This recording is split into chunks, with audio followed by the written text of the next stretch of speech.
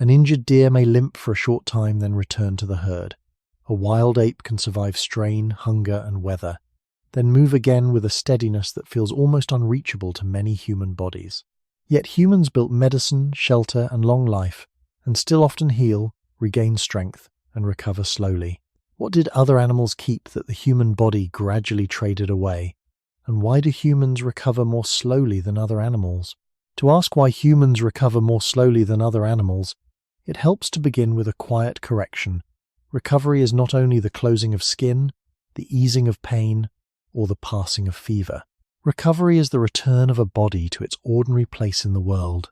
It is the moment when movement no longer feels expensive, when sleep becomes deep enough to restore rather than merely interrupt suffering, when hunger returns in a stable way, and when attention is no longer trapped inside strain. In that sense, recovery is not a single event but a re-entry into life. This matters because animals are often judged by whether they can stand, walk, feed, flee, or rejoin a group, while humans often judge recovery by a wider and more layered standard. A person may survive an illness, yet still feel not fully back. A wound may close, yet strength may remain uncertain. The body may be alive, but not settled. That difference in what counts as recovery is one reason the comparison is more complex than it first appears. Near the beginning of human history, long before cities, hospitals, calendars, or fixed homes, the human body was shaped inside a world where survival depended on returning to function rather than returning to comfort. Early humans and their ancestors lived through changing climates, irregular food access, long walks, interrupted sleep, and repeated physical demand. In such a world, there was little space for perfect recovery in the modern sense. There was only the question of whether a person could resume enough of life to remain within the group and continue through the day or season.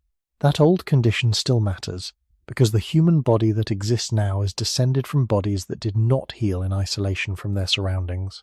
They healed, or failed to heal, inside weather, effort, hunger, and social dependence. When people compare themselves with other animals, they often imagine a simple biological contest, as if nature gave one species fast repair and another slow repair. But recovery is never only about tissue. It is also about rhythm. A grazing animal may return to feeding even while still limited. A migrating animal may slow, then resume its path within the narrow demands of its environment. Many animals do not need to feel fully restored in order to count as functional again.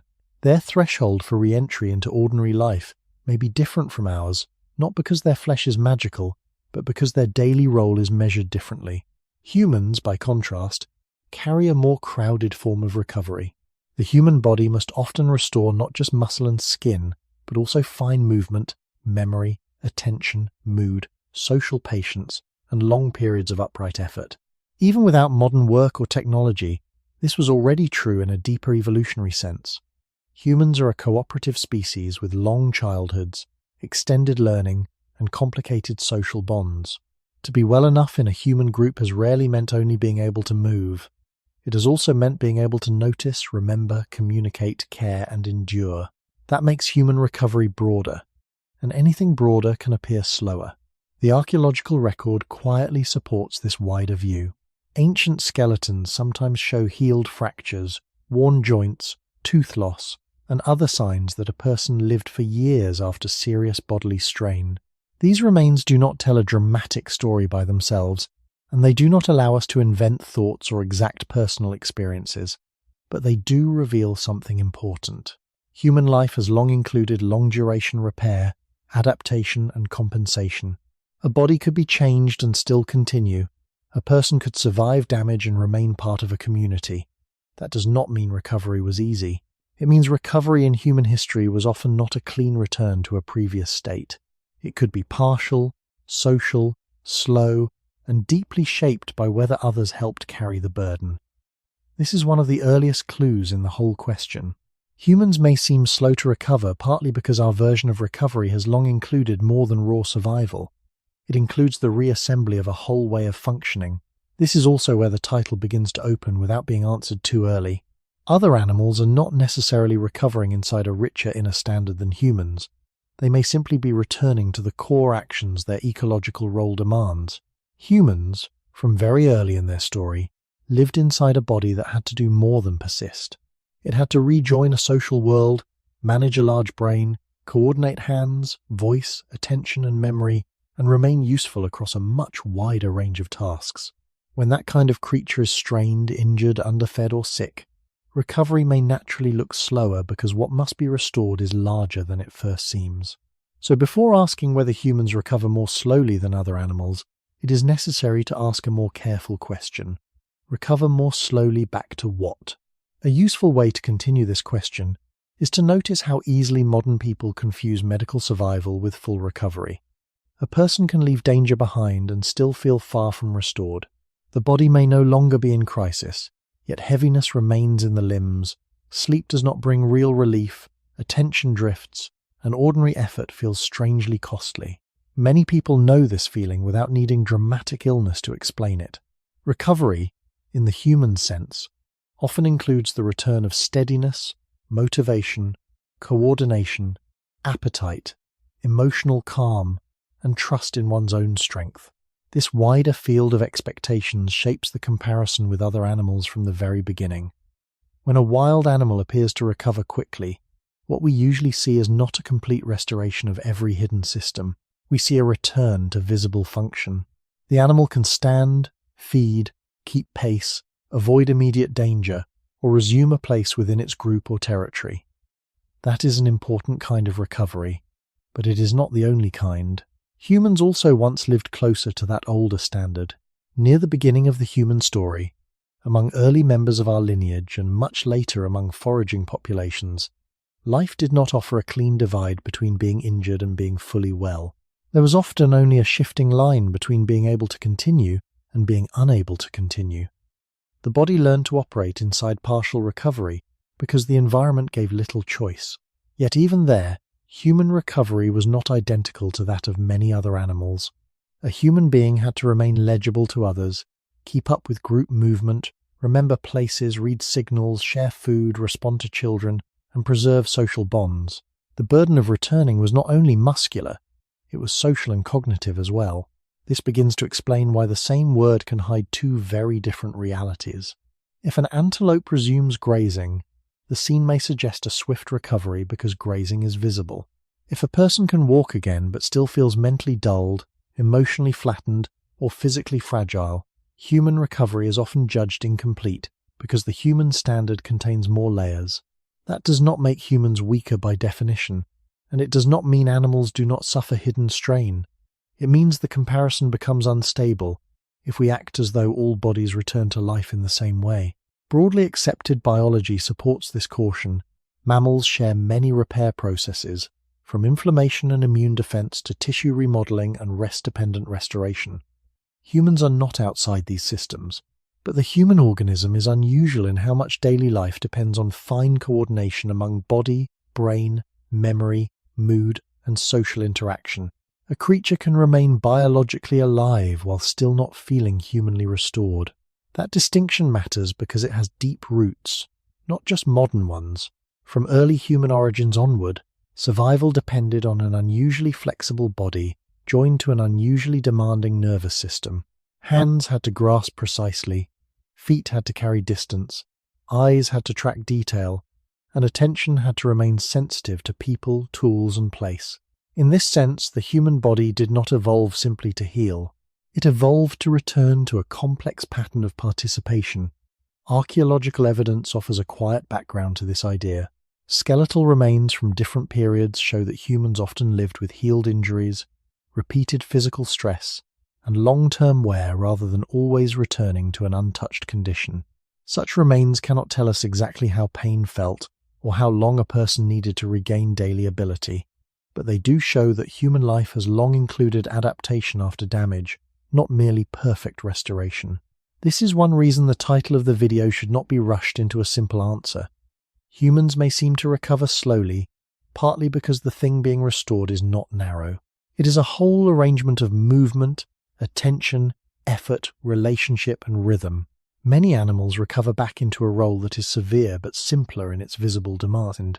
Humans recover into a way of living that asks more from every level of the organism. So the question is not merely why human flesh seems slow, It is why a creature shaped by such an elaborate form of life would ever experience recovery as a small and simple event at all. The last step in setting up this question is to notice that recovery only becomes visible after a body has been interrupted. An interruption does not mean the same thing for every species. A body is interrupted when it cannot maintain the ordinary rhythm that its form of life depends on. For a bird, that may mean flight is compromised. For a grazing mammal, it may mean feeding, vigilance, or movement across ground becomes limited. For a human being, interruption spreads further. It can begin with pain or weakness, but it often reaches into sleep, patience, memory, speech, coordination, emotional balance, and the ability to remain present with other people. This does not mean humans suffer more in every case, and it does not mean animals are simple machines that merely resume motion. It means that when humans speak about recovery, they are often speaking about the return of a much larger internal order. That larger order has deep roots in the history of our species. Near the beginning of human life, recovery happened inside a creature already unusual among animals. Human ancestors were not the fastest, strongest, most armored, or most specialized. Their survival depended on something slower and more delicate: flexible movement, learned behavior, social memory, shared care, and long dependence between generations. A body shaped for that kind of existence could not treat interruption as a small local event. If strength dropped, the group felt it. If attention broke, risk increased. If sleep failed, judgment changed. If pain lingered, movement, tool use, and social participation all became harder at once. In that sense, human recovery was always more than repair. It was the reweaving of many threads that had been pulled apart together. This helps explain why the comparison with other animals is often emotionally convincing but biologically incomplete. People see an animal return to motion and imagine a kind of natural resilience that humans have lost. There is some truth hidden in that impression, but not in the simplest way. Animals often remain closer to the environmental pattern that shaped their bodies. Their daily life may still match the demands their physiology expects, with fewer layers of symbolic work, prolonged inward stress, or socially extended roles. Humans, by contrast, have been moving for a very long time through environments that changed faster than the body itself. The shift did not begin only with modern cities. It began more quietly whenever human life became less about immediate ecological function and more about carrying tools, memory, obligation, teaching, planning, and shared burdens across longer spans of time. The human organism was never only surviving the day, it was also holding a world in mind. Once that is seen, the first trick of the video comes into focus without forcing a conclusion too early. The problem may not be that humans are built with inferior repair systems. The problem may be that the word recover hides a difference between returning to basic function and returning to a specifically human condition of steadiness. This difference becomes clearer when one looks at the archaeological and historical traces humans leave behind. Ancient bones can show healing, adaptation, and long survival after damage, but they also suggest that human bodies often carried the marks of strain for long periods. People lived on with worn joints, healed fractures, missing teeth, and altered posture. These traces do not prove that humans recovered more slowly than animals in every strict biological sense. They do show that human life has long involved continued existence through incompleteness. That is a different picture from the modern fantasy of total repair. It also suggests that the human story may be less about quick recovery and more about recovery that is distributed across time, community, and compensation. A person may not return as a deer returns to running or as a wild primate returns to climbing.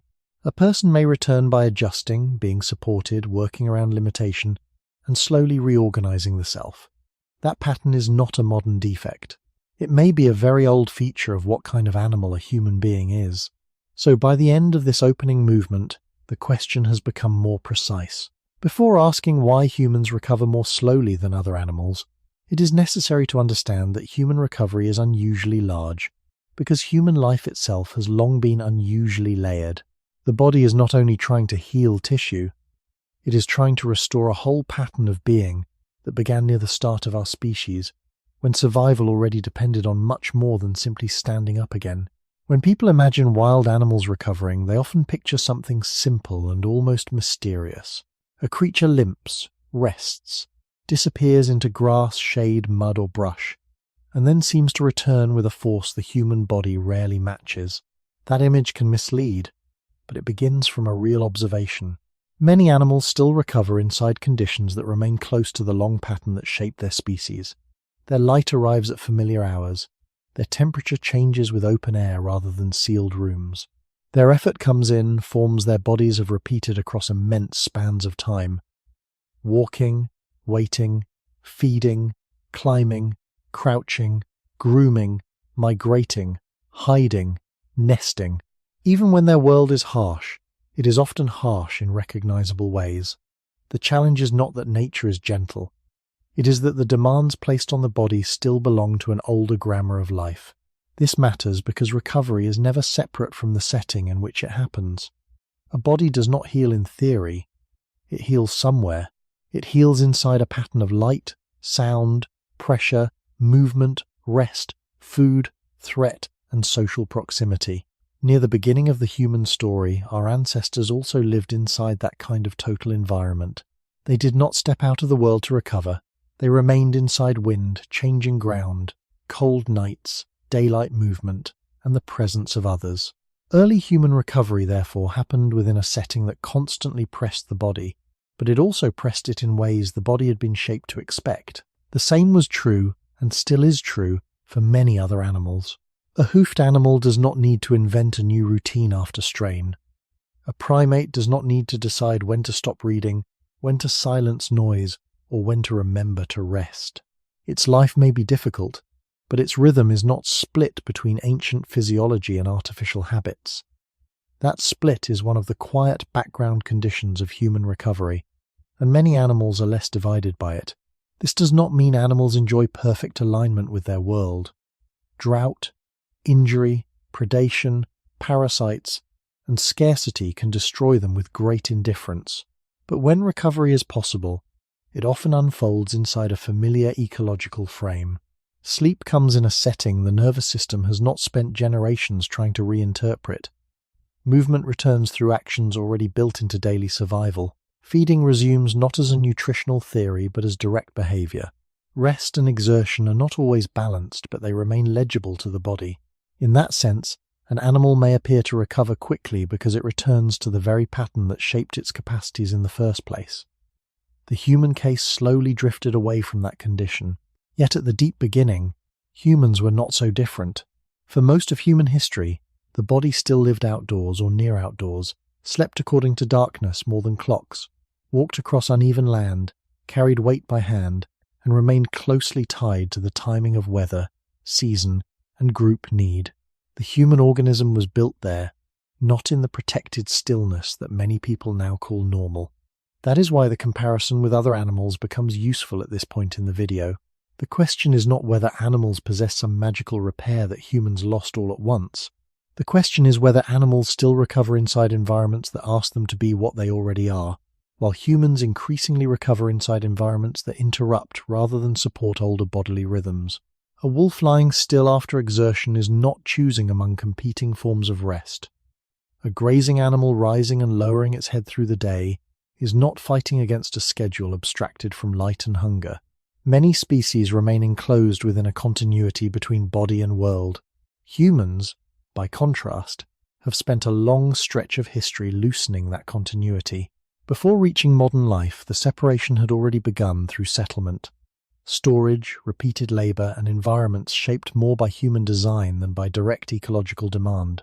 But other animals still help reveal the older rule. Recovery is easier to imagine when the body remains inside the world it was formed to meet. That does not guarantee speed, safety, or survival. It only means the path back is less divided. So this second movement begins with a modest but important possibility. Perhaps animals often seem to recover better not because their bodies are universally stronger, but because their world still speaks a language their bodies understand. To see this more clearly, it helps to stop thinking of environment as scenery and begin thinking of it as part of the body's operating system. For many animals, the surrounding world still provides the cues that regulate effort, caution, feeding, temperature, and rest. Light changes, air cools, the ground pushes back through feet or limbs, and the body responds through patterns repeated across deep time. A resting animal is not merely pausing, it is often settling into a sensory field that still matches the ancient conditions under which its species learned, through selection, how to restore function. The body receives darkness as darkness, not as an inconvenience delayed by lamps. It receives hunger as timing, not as confusion created by habit, abundance, or constant access. It receives movement not as optional exercise, but as the ordinary condition of staying alive. When recovery happens in that kind of world, it may remain incomplete, but it unfolds within rhythms the organism is prepared to read. That older fit between body and setting was once true for humans as well. Near the beginning of human life, the body recovered on open ground, under changing sky, within the repeated alternation of effort and stopping, wakefulness and darkness, heat and cold, sound and silence. Early humans did not recover in sealed comfort, but neither did they recover in total sensory contradiction. Their nights were dark enough to be night. Their days asked for movement without needing a separate decision to move. Their rest was often physically simple, sometimes insufficient, sometimes exposed, yet still linked to natural cycles rather than detached from them. This does not mean prehistory was restful. It means bodily signals were less often drowned in competing instructions. That matters when comparing humans with other animals, because recovery depends not only on what the body can repair, but on whether it still knows when and how to shift into repair. A wild primate that stops climbing after strain, grooms, rests near others, and resumes movement later may be following an ancient pattern in which activity and recovery remain closely braided together. A hoofed animal that grazes, lies down, rises and walks again is not performing a recovery plan, but it is living inside one. The environment, behavior, and physiology still reinforce one another. Many animals remain inside that reinforcement. Their world does not remove all danger, but it often preserves the basic conversation between body and habitat. Humans increasingly live outside that conversation. Yet the point here is not to jump too quickly to the modern world. Even before artificial light, digital strain, or long sedentary work, human life had already begun to move toward a more layered and less direct relation with environment. Fire extended wakefulness, tools altered effort, shelters changed exposure, clothing reshaped temperature boundaries. Later, settlement and stored food changed the timing of movement and hunger. None of these changes were mistakes. They were part of the long success of the species, but each step also loosened the older bond between recovery and the ecological frame in which the body first took shape. Other animals still help illuminate that original bond, because many of them continue to recover where they forage, hide, migrate, sleep, and reproduce, all within a world that remains behaviorally legible to them. Their bodies are not always comfortable, but they are often less estranged from the setting in which restoration must occur. Archaeology cannot show us an ancient human nervous system directly, yet it does show a species living for immense stretches of time in conditions of constant environmental contact. Campsites, tools, hearths, footprints, animal remains, and patterns of movement all suggest that human life was embedded in landscape rather than buffered from it. Recovery, in that older setting, would have been shaped by terrain, weather, shared labour, and the repeated bodily knowledge of how to move through a day. This is one reason the comparison with other animals should stay careful and specific. The claim is not that animals recover effortlessly, nor that humans once lived in perfect biological harmony. The quieter point is that many animals still restore themselves inside worlds their bodies recognize without translation. Humans have increasingly had to recover inside conditions partly built by culture, memory, planning, and artificial structure. Once recovery loses its old environmental grammar, it may still happen, but it often feels slower, more fragile, and more difficult to trust. There is another reason animals can appear to recover with a kind of quiet efficiency that human beings often envy. Their environment does not merely surround them, it limits them in consistent ways. A wild animal usually cannot drift far from the basic demands of its own design. It must move when food, threat, temperature, or group behavior require movement. It must rest when fatigue, darkness, digestion, concealment, or safety allow rest. It does not build an entire second world made of abstract obligations that can continue long after the body has begun to ask for repair. This matters because recovery is not strengthened only by comfort. It is often strengthened by constraint. A body restores itself more readily when the range of possible behaviors remains narrow enough to keep it near the pattern it was shaped to inhabit. Many animals still live inside that narrowing force. They cannot easily choose to override darkness, postpone stillness, ignore fatigue for symbolic goals, or remain mentally activated while physically inactive for long stretches. Their world keeps pulling them back toward the same cycle of exertion, pause, feeding, vigilance, and sleep. That cycle can be brutal, but it is clear. Near the beginning of the human story, the same clarity governed much of life.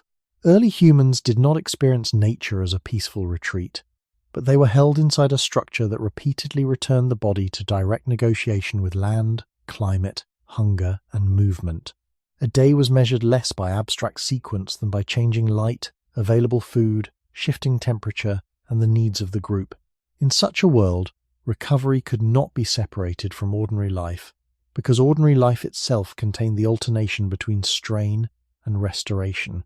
To stop, to squat, to sleep, to chew, to warm the body, to walk again, to share food, to wait through weather, all of this formed part of a continuous ecological rhythm.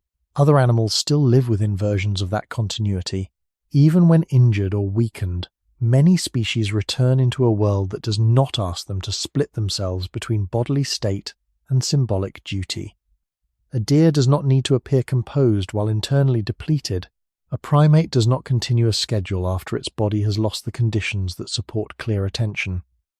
This does not mean animals never exceed safe limits.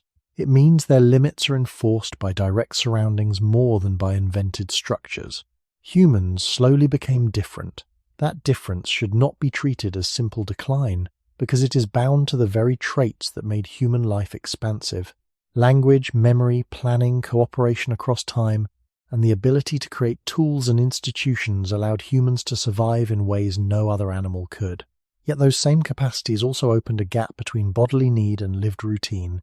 A creature that can imagine tomorrow, carry unfinished tasks in mind, store food, extend wakefulness, maintain social obligations, and organize life through symbols can also remain out of step with the immediate signals through which recovery once unfolded. That gap did not begin in the modern office or the lit city alone. It has older roots in the long history of firelight, shelter, storage, division of labor, settlement, and later hierarchy. Still, when compared with many animals, the human body increasingly had to restore itself in a world where the cues for restoration were no longer enough by themselves. Archaeological traces help place this transformation inside time. For long stretches, human remains and sites suggest close daily contact with terrain, seasonality, repeated mobility, and direct material engagement with the environment. Later periods show stronger settlement, denser habitation, food production, more persistent workloads, and new forms of bodily repetition. The point is not that one stage was healthy and another harmful in any simple sense. The point is that the conditions surrounding recovery changed, and animals often remained closer to the old rule. They still recover inside ecological limits that keep behavior near physiological expectation. Humans increasingly recover inside social worlds that can continue asking for output long after the deeper body has fallen out of rhythm. That may be one reason human recovery so often feels delayed, uncertain, or incomplete even when immediate danger has passed. The body is not only repairing tissue, it is trying to re-establish a conversation with patterns of darkness, movement, rest, hunger, and social safety that once came with less negotiation. So the closing idea of this truck is not that animals possess a superior secret, nor that humans are biologically broken. It is something quieter. Many animals still live inside worlds that keep dragging them back toward the form of life their bodies know best. Humans, by becoming more flexible, more social, more historical, and more removed from direct ecological timing, gained immense power, but also lost some of that automatic return. What looks like faster recovery in animals may sometimes be the visible result of a simpler alignment between body and world, while what feels like slower recovery in humans may reflect the growing distance between the body we still carry and the conditions in which it must now learn to recover. To understand why humans may recover more slowly than other animals, it becomes necessary to look at time itself. because the human body did not change at the same speed as the world around it. Evolution works across very long spans, through repeated pressures that slowly shape bones, muscles, metabolism, sleep patterns, stress responses, immune behavior, and the ordinary expectations built into a living organism. Human environments, by contrast, began changing much faster than that deep biological pace. For a vast stretch near the beginning of human existence, our ancestors lived as mobile foragers within landscapes that demanded regular movement, close attention to weather, flexible feeding, seasonal shifts, and repeated contact with open air, daylight, uneven ground, and other people. The body that emerged from that long history was not designed for comfort in the modern sense, but it was formed inside a world where exertion, pause, hunger, warmth, darkness, and social presence were braided together in ways the organism could read. Then, over time, something unusual happened. Humans did not merely adapt to environments. They began adapting environments to themselves, and they did so faster and faster. Fire changed the night. Clothing changed exposure. Shelter changed wind, rain, and temperature. Tools changed how force traveled through the body. Storage changed the timing of hunger. Agriculture changed diet, settlement, workload, and proximity to others. Cities changed density, labor, noise, and disease patterns. Later changes accelerated even more, but the important point begins much earlier. The human body remained, in deep structure, the descendant of a long pre-settlement past, while the conditions surrounding recovery drifted step by step into something increasingly novel. This is not an argument that human history became unnatural in a moral sense, nor that earlier life was healthier in any simple or romantic way. Early human life included injury, scarcity, infection, infant risk, and exposure, but the biological rhythms inside which recovery took place were still closer to the conditions that had formed the species. As environments became more constructed, more repetitive in some ways and more disconnected in others, the body had to maintain old repair systems inside new arrangements of life. That mismatch may help explain why recovery in humans so often feels slow, uneven, or incomplete. A body shaped over immense time for one kind of world can survive in a different world, even thrive by many measures, yet still struggle to restore itself smoothly when the signals around rest, effort, timing, and safety no longer fit together in the older way. Other animals, especially those still living in ecological conditions nearer the pressures that shape their species, may appear to recover with greater directness because less translation is required between physiology and environment. The human case is more layered. By the time a person tries to recover, the body may be receiving mixed instructions. Light says remain awake. Work says continue output. Stored food weakens older hunger cycles. Repeated sitting changes how effort is distributed. Artificial warmth alters exposure. Social obligation continues after fatigue has already arrived. None of these conditions are absolute or universal, and none of them should be reduced to simple blame. They are part of the long human story of success, creativity, and survival. Yet from the perspective of biological time, they are recent enough that the deeper body may not fully treat them as ordinary. This is why the phrase changed faster than the body changed matters so much. It does not mean humans stopped evolving. It means the scale of cultural and environmental transformation often outran the slow remodeling of the organism. Archaeology and anthropology help place this shift in focus. Human remains, settlements, tools, food traces, dwellings, and patterns of mobility show a species moving through major transitions in daily life without any sudden replacement of the body itself. The same broad organism crossed from mobile foraging into farming, from dispersed camps into denser settlements, from seasonal movement into more fixed labor. Bones record these changes quietly through wear, workload, trauma, dental shifts, and variation in health conditions, but they also reveal continuity. The body was carried forward even as the world around it reorganized. That continuity is one of the keys to the title of this video. Humans may recover slowly, not because they are poorly built, but because the body that must recover is ancient in its expectations, while the environments in which recovery now happens are historically recent. Near the start of our species, returning to function meant re-entering a world of movement, darkness, social closeness, and physical immediacy. Later, returning to function increasingly meant re-entering designed spaces, layered obligations, altered diets, repeated tasks, and more distance between bodily signals and daily structure. The body can do this, but perhaps not always gracefully. So the opening of this next argument is simple.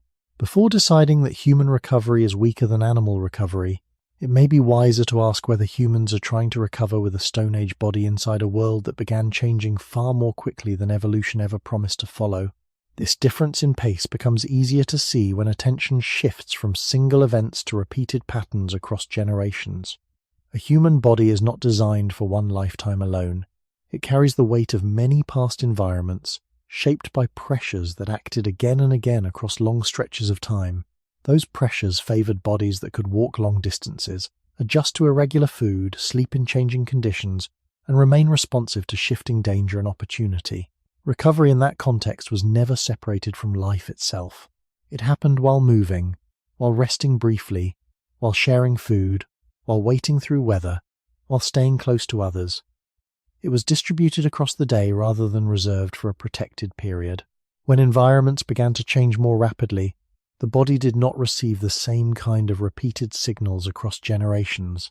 Instead, it entered conditions that were stable in a new way but unfamiliar in a deeper sense. Farming, for example, introduced more predictable access to certain foods, but it also narrowed diet in many regions, increased repetitive labor, and tied people to particular pieces of land. Settlement reduced constant movement across large areas, but it also increased density, exposure to waste, and the spread of disease. These changes did not happen everywhere at once, and they did not produce a single uniform outcome, but they altered the background against which recovery took place. The body that had once shifted between movement and pause across varied terrain began to operate within more fixed routines. The body that had once encountered a wider range of food sources began to rely more heavily on a smaller set of staples. The body that had once slept within a pattern closely linked to natural light and social grouping began to adjust to new forms of shelter and new uses of time. None of these changes removed the ability to recover, but they changed the way recovery had to unfold. Other animals, especially those not drawn into human systems, continued to experience a different kind of continuity. Their daily patterns remained more closely tied to the pressures that had shaped their physiology over long periods. They still moved in response to direct ecological demands rather than scheduled tasks. They still fed according to availability rather than storage and planning. They still rested in response to immediate conditions rather than layered expectations. This does not mean their lives were easier. It means their bodies continued to operate within a narrower band of variation, where recovery could follow familiar paths. Humans moved into a wider band. A wider band allows flexibility, creativity, and survival across diverse conditions, but it also introduces variation that the body must constantly interpret. That interpretation is not always smooth. A system built to respond to consistent cues may take longer to settle when cues become mixed or indirect. Archaeological records provide quiet hints of these shifts. Changes in bone structure, joint wear, and dental patterns across different periods suggest alterations in workload, diet, and daily behavior. Early agricultural populations in some regions show signs of increased repetitive strain and nutritional stress compared to some earlier foraging groups, though the picture varies widely depending on place and time. These findings do not support simple claims that one way of life was better than another. They show that as human environments changed, the demands placed on the body changed as well, and recovery had to adjust within those new demands. Over time, this pattern continued. Later developments introduced even more layers between the body and its immediate surroundings. Tools became more specialized, labor more divided, and daily routines more structured by external systems. The human organism did not become disconnected from its biological past, but it began to operate within a growing distance from it. This distance is not visible in a single moment of injury or fatigue. It appears in the way recovery feels extended, uncertain, or incomplete. The body still performs its basic repair processes, but it does so within a context that may not fully support the signals that guide restoration. In contrast, many animals still recover within a narrower and more continuous set of conditions, where the body does not need to reinterpret its surroundings to the same degree. This does not mean animals always recover quickly or fully. It means the pathway back is often more direct because the environment still aligns with the expectations built into the organism. By the time human life reaches the present, the gap between biological time and environmental change has widened further. Yet even without focusing on modern life, the pattern is already clear. The human body carries an ancient rhythm, while the world it inhabits has been reshaped again and again at a pace that leaves little time for deep biological adjustment. Recovery happens within that tension. It is not simply a matter of repair. It is the effort of a long-shaped organism trying to restore itself within conditions that continue to shift beyond the scale it was built to follow. When this widening gap between biological time and environmental change is held in view, the idea of recovery begins to look less like a simple bodily function and more like a negotiation across layers that no longer move together. The human organism still carries systems shaped in a long past of movement, variable effort, shifting temperature, and close contact with natural cycles, yet it must now operate within structures that can extend activity, interrupt rest, and rearrange the timing of nearly every signal that once guided restoration. This does not remove the body's capacity to heal, but it can stretch the path by which healing becomes visible and felt. A person may technically recover from strain or illness, yet the deeper sense of being restored may arrive more slowly because the surrounding conditions do not fully support the older pattern through which recovery once unfolded. Other animals help illuminate this difference not because they exist outside change, but because many still live within boundaries that keep their behavior closer to their inherited design. Their environments may be harsh, but they are often consistent in the kind of demands they place on the body. Movement still follows terrain. Rest still follows fatigue and safety. Feeding still follows availability. Sleep still follows light and darkness with fewer competing layers. In such a setting, recovery can remain closely tied to the same rhythms that produce the need for it. The body is strained and then returned within a continuous loop that has been repeated across generations. For humans, that loop has become more open. The body can be strained in ways that are less directly connected to movement or survival, and recovery can be attempted in settings that do not clearly signal when restoration should begin or how it should proceed. This openness is part of what allowed human life to expand beyond immediate ecological limits. It made possible planning, cooperation across distance, storage of resources, and the construction of complex social systems. Yet it also introduced a kind of internal delay. The body may continue under demands that extend beyond the point where older systems would have insisted on pause, and when recovery finally begins, it must work against a background that is not fully aligned with its expectations. Archaeological and historical traces reflect this slow transformation without needing to describe it in direct language. Over long periods, patterns of settlement, labor, and daily life shift in ways that suggest increasing layers between the human body and its environment. Fixed dwellings replace constant movement, repeated tasks replace varied motion, and stored food alters the direct relationship between hunger and action. These changes do not remove the need for recovery, but they reshape its context. The body still repairs, but it does so within a structure that can delay, fragment, or obscure the signals that once guided that process more clearly. In contrast, many animals continue to experience recovery as part of an uninterrupted exchange with their surroundings. Their limitations are often enforced by immediate conditions rather than postponed by abstract obligations. When they stop, it is usually because stopping is necessary and possible within their environment. When they resume, it is because the same environment has shifted to allow it.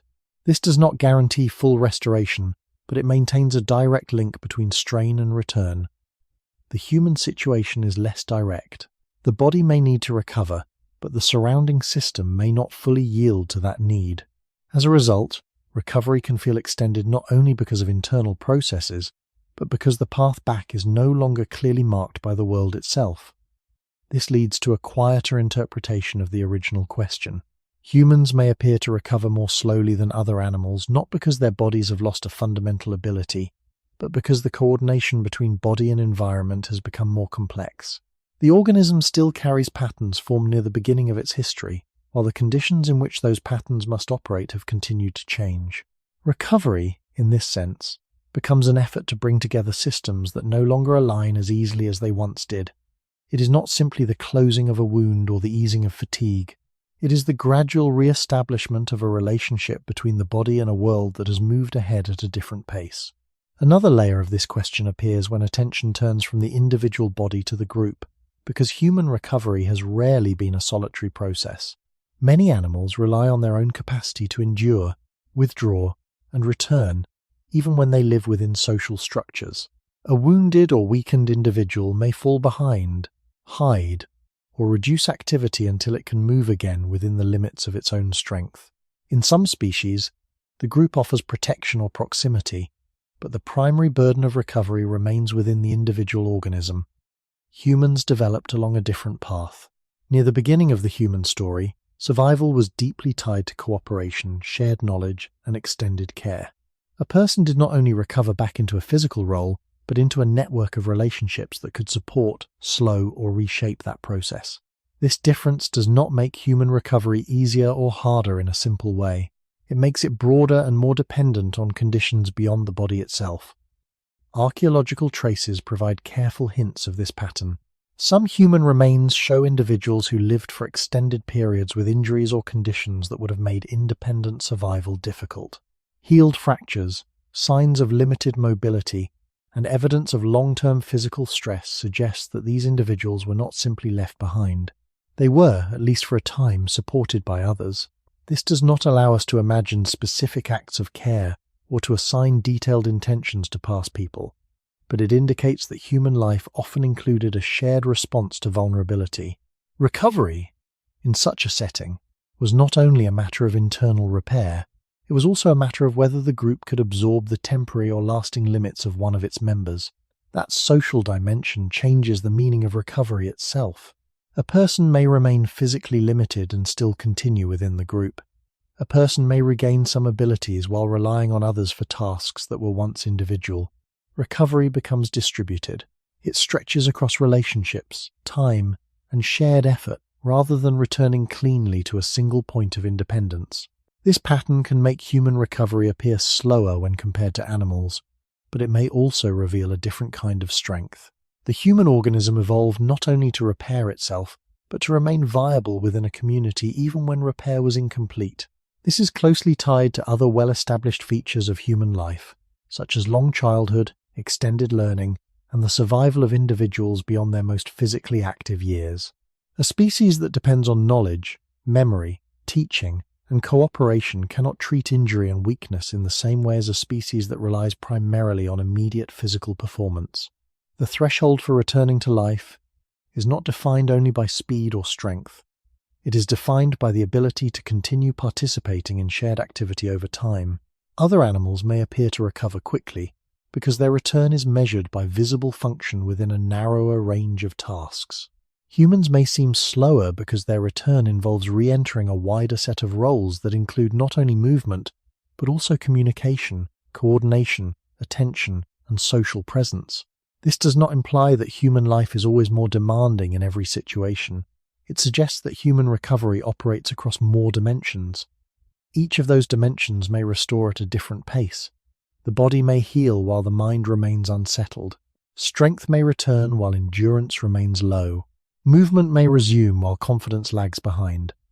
These layered timelines can create the impression of delay even when individual systems are working as they should. The environment also interacts with this social structure. Early human groups moved, rested, and adapted together. Recovery was not separated from daily life, but woven into it through shared tasks and flexible roles. A person who could not walk far might still contribute in other ways. A person recovering from illness might remain within the group's protective space rather than withdrawing completely. This integration could support survival, but it also meant that recovery did not always follow a direct path back to a previous state. It could. Other animals often do not display the same pattern, not because they lack social behavior, but because their survival may depend more strictly on immediate physical capacity. The group may not be able to carry a member whose function falls below a certain threshold. In such cases, recovery must be fast enough to restore basic ability, or it does not succeed.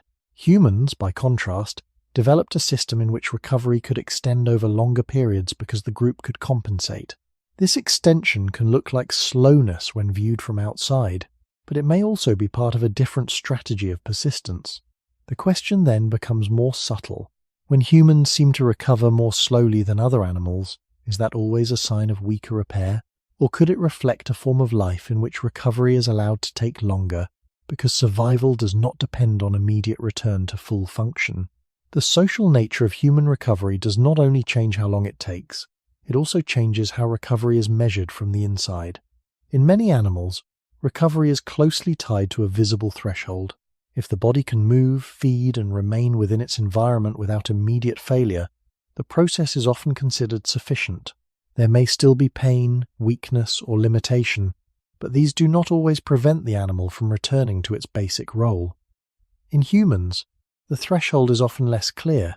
A person may regain the ability to move and still feel far from restored. The difference lies partly in the fact that human life depends on forms of coordination that extend beyond physical action. Attention must stabilize, memory must function reliably, emotional balance must return, and social interaction must feel manageable again. These layers do not always recover at the same speed. The body may appear functional while other systems remain unsettled. This creates a gap between visible recovery and experienced recovery, and that gap can make the process feel slower than it appears from the outside. Near the beginning of human history, this complexity was already present, though it unfolded in a different setting. Early humans depended on group awareness, shared knowledge of landscape, and the ability to respond to subtle changes in environment and behavior. A person returning from illness or injury did not simply need to walk again.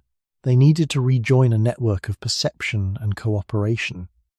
Even if the physical body had regained strength, the process of re-entering this network could take longer. The body might be ready before the person felt ready. This pattern likely existed long before modern forms of stress or distraction, because it is rooted in the basic structure of human life as a social and cognitive species. Archaeological traces, though limited in what they can reveal directly, support the idea that human recovery often extended beyond immediate repair. Evidence of long-term survival with injury suggests that people continued living while adapting to lasting changes in their bodies. This implies that recovery was not always a return to a previous state, but sometimes a gradual adjustment to a new one. The group could accommodate these changes, allowing individuals to remain part of the community even when their abilities had shifted. This flexibility may have supported survival, but it also meant that recovery did not need to be rapid in every case. It could unfold over longer periods because the social structure allowed it. Other animals may not always have this option. In many cases, the ability to remain within the group or territory depends more directly on physical performance. If that performance falls below a certain level, the individual may not be able to continue in the same way. This can create the impression that animals recover quickly, because only those that regain sufficient function remain visible. The slower or incomplete recoveries may simply be less often observed. Humans, by contrast, keep a wider range of recovery states within view. People who are not fully restored continue to live, work, interact, and be seen by others. This visibility changes perception. Recovery appears extended because it is allowed to be extended. The environment of care, cooperation, and shared responsibility makes it possible for recovery to include phases that would not be sustainable in a more strictly performance-based system. This does not mean human recovery is always supported. Social systems can also create pressure, expectation, and continued demand that complicate restoration. But the key difference remains. Human recovery is rarely confined to the individual body. It is shaped by relationships, expectations, and the structure of daily life. This broad context can stretch the timeline of recovery, not only because the body is repairing itself, but because the person is re-establishing a place within a complex social world. When comparing humans with other animals, this difference becomes essential. The question is not only how fast tissues repair, or how quickly strength returns. It is how long it takes for a living being to feel able to participate again in the form of life it depends on. For humans, that form of life has always included more than movement. It includes communication, shared attention, cooperation, and the ability to remain present within a group over time. Recovery, in this sense, is not only a biological process, it is also a social one, and anything that spans both body and relationship may unfold more slowly than a process contained within the body alone. There is a final aspect of this social dimension that further reshapes the meaning of recovery, and it lies in the way human life stretches across time through shared responsibility rather than immediate independence. In many animals, the ability to function is closely tied to the present moment. A body must perform within the current conditions of feeding, movement, and safety. If recovery does not restore that capacity in time, the individual may not remain within the visible flow of life. Humans gradually formed a different arrangement. Survival was not always tied to a single moment of performance, but distributed across a group that could absorb temporary weakness and adapt to changing ability. This allowed individuals to continue existing within the group even when recovery was slow, partial, or uncertain. That continuity changes how recovery appears, because it removes the strict boundary between being fully capable and no longer participating. Near the beginning of human history, this pattern would have been shaped by small, mobile groups where knowledge, memory, and cooperation were essential. A person who had lost some physical capacity could still contribute through observation, tool knowledge, teaching, or coordination. A person recovering from illness could remain within the protective presence of others rather than withdrawing completely. These forms of participation do not erase the difficulty of recovery, but they change its structure. Recovery becomes something that can unfold alongside continued life, rather than something that must be completed before life resumes. Archaeological evidence, while indirect, aligns with this interpretation. Skeletal remains showing long survival after injury suggest that individuals were not required to regain full physical function immediately in order to remain within their community. They could persist through periods of reduced ability, supported by others and contributing in ways that did not depend solely on strength or speed. This pattern does not imply a uniform level of care across all groups or times, but it indicates that human life often allowed for extended recovery in a way that many animal systems do not. The presence of such flexibility changes how recovery is experienced. It may feel slower not because the body is less capable of repair, but because the process is not forced into a narrow window of time. There is space for adjustment, for gradual return, and for living within partial recovery. This space can be a form of resilience, but it can also create the impression of delay when compared to systems where only rapid or sufficient recovery remains visible. Other animals, especially those whose survival depends on maintaining a certain level of physical performance, may not display this extended phase as often. If recovery does not reach a functional threshold quickly enough, the individual may not continue within the same context. What is seen, therefore, is often the outcome of successful and relatively direct return.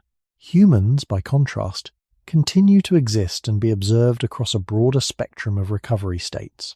This visibility can make human recovery appear prolonged, even when underlying biological processes are functioning within their natural range. The social environment both supports and complicates this process. It allows recovery to take time, but it also introduces expectations, roles, and responsibilities that must be renegotiated as the body changes. A person is not only restoring strength or reducing pain, but also re-establishing a position within a network of relationships that has continued to move during their absence or limitation. This adds another layer to recovery, one that does not exist in the same form for many other animals. It requires alignment not only between body and environment, but between individual and group. This alignment may take longer to settle, especially when the conditions of life are complex or rapidly changing. By the end of this movement, the comparison between humans and other animals has shifted again. The question is no longer only about biological repair or environmental fit. It now includes the structure of social life itself. Humans may recover more slowly, not because they are less capable, but because they belong to a form of life where recovery is allowed to extend, to adapt, and to include more than the restoration of immediate function. It is shaped by time, relationship, and the ability to continue existing within a group, even when the process of becoming whole is still unfolding. When attention returns to the body itself, a different layer of the question begins to take shape, one that is quieter but deeply persistent. The human body did not evolve in stillness. It was shaped within continuous low to moderate movement, interrupted by pauses that were part of the same flow rather than separate from it.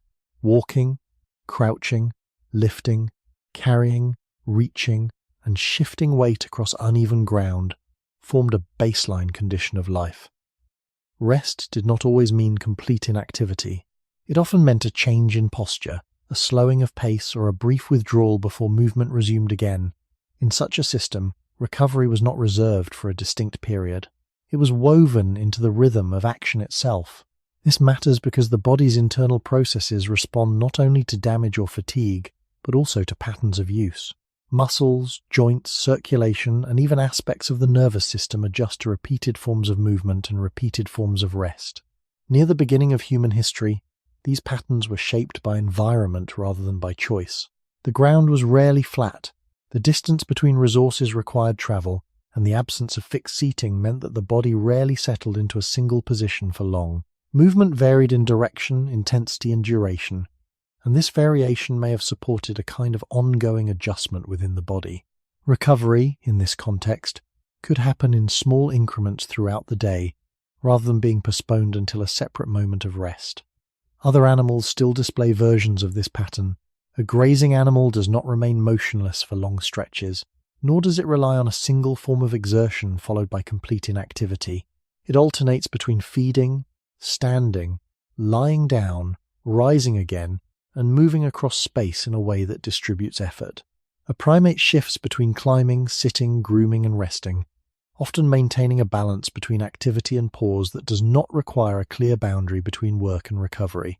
These patterns do not eliminate fatigue or injury, but they create a structure in which the body is rarely pushed into a state that requires long and isolated restoration.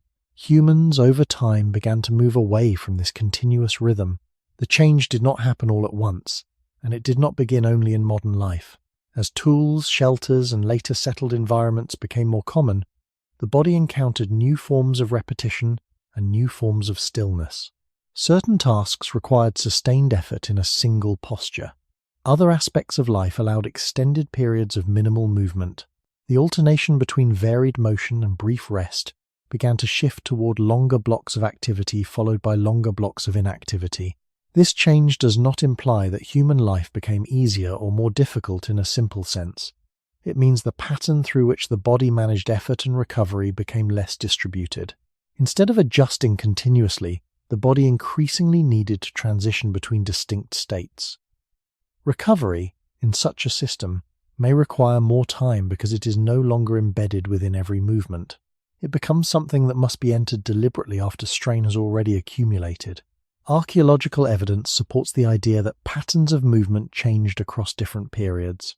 Skeletal remains from various regions show differences in joint wear, bone density, and markers of repetitive strain that reflect shifts in daily activity. Some populations display signs of varied movement across terrain, while others show evidence of more repeated and localized labor. These differences suggest that the body has long responded to the structure of daily life, and that changes in movement patterns have consequences for how strain is absorbed and how recovery unfolds.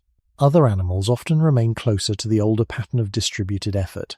Their survival depends on maintaining a balance between movement and rest that is directly tied to environment and behavior. They cannot easily separate activity from recovery because both are part of the same continuous cycle. Humans, by contrast, have developed the ability to separate these states, but that separation may come with a cost.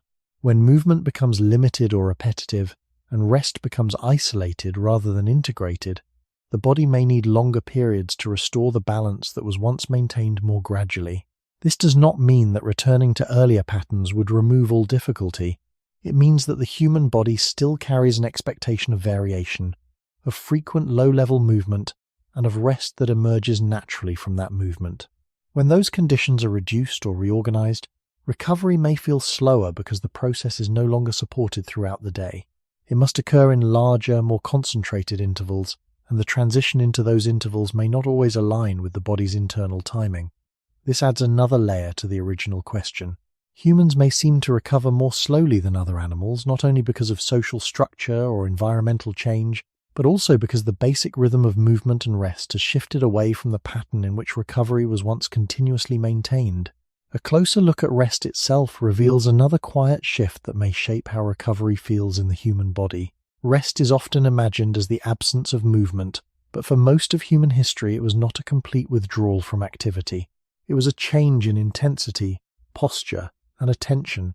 A person might stop walking and sit close to the ground, lean against a surface, lie down briefly, or remain still while listening and watching the surroundings. These forms of rest were rarely isolated from the environment. They happened in open air, within changing temperature, within the sounds of other people, animals, and landscape. The body did not leave its world to recover. It softened within it. This difference matters because the nervous system responds not only to the amount of rest, but to the conditions in which rest occurs. When rest remains connected to the same environment that produces effort, the transition between activity and recovery may be smoother. The body does not need to shift between entirely different states. It moves along a continuum where slowing down is already part of functioning. Many animals still follow this pattern. A grazing animal lowers itself to the ground and rises again without a strong boundary between work and rest. A primate may pause, groom, and remain alert while still allowing the body to ease. Rest does not require complete disengagement from surroundings. It exists within them. Humans gradually developed different forms of rest. Shelter reduced exposure to weather. Furniture elevated the body away from the ground. Later changes introduced more controlled environments, where light, temperature, and sound could be altered independently of natural cycles. These changes provided comfort and protection, but they also created a clearer separation between activity and rest. Instead of easing into recovery through gradual shifts, the body often moves between more distinct states. It may remain in one posture for extended periods, then attempt to rest in a way that is physically and contextually very different from the preceding activity. This separation can influence how recovery unfolds. When rest becomes disconnected from movement and environment, the signals that guide the body into restoration may become less consistent. The nervous system may not recognize the transition as easily, or it may take longer to settle into a state where repair processes are fully supported. This does not mean that modern forms of rest are ineffective. It means that the body's older patterns of gradual adjustment may not always align with more abrupt shifts between activity and stillness. Archaeological and anthropological observations suggest that early human rest was varied in form and duration. Sleeping surfaces were not uniform, and positions likely changed frequently. Rest occurred at different times depending on conditions, rather than being confined to a fixed schedule. This variability may have allowed the body to distribute recovery across many small intervals, rather than concentrating it into a single period. Such a pattern does not guarantee better outcomes in every situation, but it reflects a different relationship between effort and restoration. Other animals often retain this distributed pattern. Their rest is not always deep or prolonged, but it is integrated into daily behavior. They do not rely on a single phase to restore all functions. Instead, recovery is supported through repeated moments of reduced demand, interwoven with continued activity. Humans, by contrast, may rely more heavily on distinct periods of rest to recover from longer stretches of concentrated effort or prolonged stillness. This shift can create a sense that recovery takes longer because it must address a larger accumulation of strain within a more limited window. The body still performs its internal processes, but the timing and context of those processes have changed. When the rhythm of rest becomes more separate from the rhythm of movement, the transition between the two may require more adjustment. This adds another layer to the broader question. Humans may not simply recover more slowly than other animals in a biological sense. They may recover within a structure where rest is less continuously aligned with activity, and where restoration must occur after strain has already become more concentrated. In such a system, recovery may feel extended not because the body is less capable, but because the pattern that once supported gradual restoration has been reorganized into more distinct and sometimes less compatible phases. A final detail in this movement concerns how the body interprets the end of effort, because recovery does not begin only when activity stops, but when the organism recognizes that it is safe to reduce demand. In earlier human conditions, that recognition was often tied to direct changes in the environment. Darkness reduced visibility and encouraged stillness. Cooling air signaled a shift toward rest. The presence of others nearby could provide a sense of shared safety. The body did not need to search for permission to slow down. It received that permission through consistent external cues. This did not remove danger, but it provided a framework in which the transition into recovery was anchored in the surrounding world. Many animals still rely on this kind of anchoring. Their shift from activity to rest is guided by signals that remain stable across generations. A grazing animal lowers its body when conditions allow. A primate settles when the group quiets and light fades. The environment does not always guarantee safety, but it offers a set of recognizable markers that guide behavior. When those markers appear, the body can begin to reduce effort without needing to interpret conflicting information. Recovery, in this sense, is not only a physical process but also a transition supported by clarity. Humans have gradually moved away from this clarity. The signals that once marked the end of effort have become less direct, more variable, and sometimes contradictory. Light can continue long after natural darkness.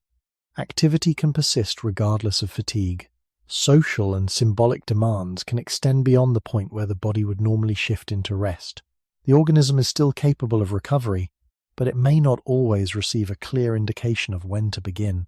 This can delay the transition, not because the body lacks the ability to restore itself, but because the conditions that once guided that ability have become less stable. Near the beginning of human history, recovery would have been closely tied to shared patterns of behavior. Groups moved, paused, and rested together in response to the same environmental pressures. This collective rhythm may have reinforced the body's internal timing, making it easier to enter and sustain recovery states. As human life became more structured and varied, these shared rhythms began to diverge. Individuals could follow different schedules, occupy different environments, and respond to different sets of expectations. The body, still shaped by earlier patterns, had to adapt to a more fragmented experience of time and activity. Archaeological evidence cannot directly measure these internal shifts, but it does reveal the gradual layering of human life. Changes in settlement, architecture, and material culture show how environments became more controlled and less dependent on immediate ecological conditions. These changes likely influenced how and when people rested. Even if the biological processes of recovery remained the same, the body continued to repair itself, but the context in which it did so became less uniform. Other animals often retain a more consistent link between environmental cues and behavior. Their transition into rest is not always easy or safe, but it is more directly guided by the same forces that shaped their physiology. This continuity may support a smoother shift into recovery, even when conditions are difficult. Humans, by contrast, may need to navigate a more complex set of signals before reaching the same state. The process of slowing down, disengaging, and allowing the body to restore itself can take longer when the boundaries between activity and rest are less clearly defined. This does not imply that earlier conditions were ideal or that modern conditions are inherently harmful. It suggests that the human body still responds to patterns that are older than the structures in which it now lives. When those patterns are less visible or less consistent, recovery may feel delayed because the transition into it is less certain. The body is not only repairing what has been strained, it is also searching for the moment when it can safely begin that repair.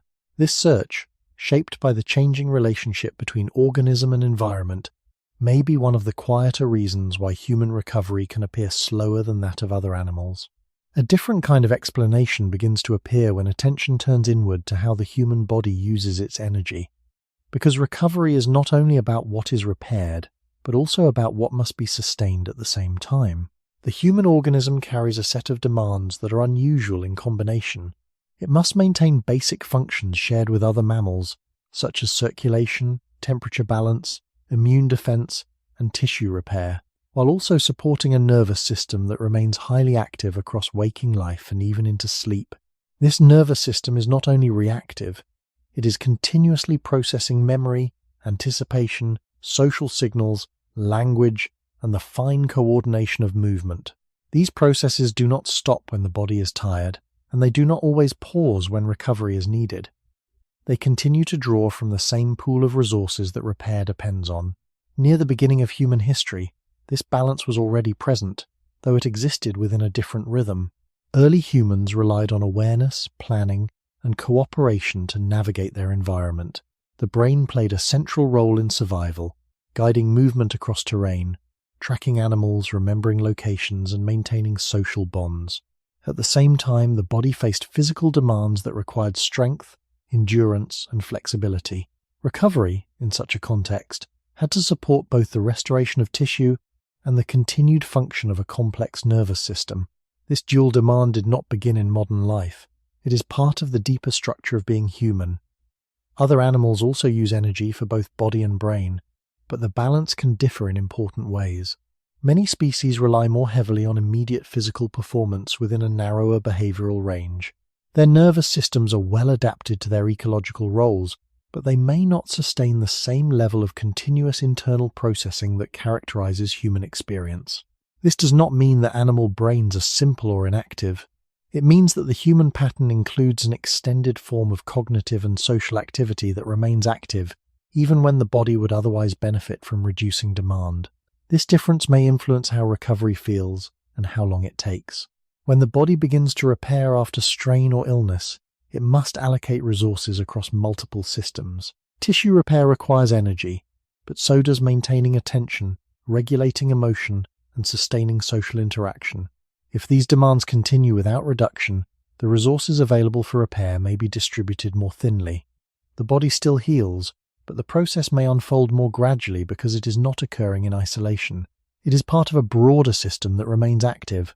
Archaeological and anthropological evidence suggests that this complexity has deep roots. Human life has long involved extended learning, communication, and social coordination. These features are reflected not only in tools and settlements, but in the structure of human development itself. Childhood lasts longer, allowing time for learning and adaptation. Adults remain engaged in roles that extend beyond immediate survival tasks. Older individuals often continue to contribute through knowledge and experience. This extended timeline reflects a species that invests heavily in its nervous system and in the relationships that depend on it. Recovery, within such a system, cannot be reduced to the repair of isolated parts. It must support the ongoing function of a whole network of processes that define human life. Other animals may appear to recover more directly because their energy use is more tightly coupled to immediate ecological demands.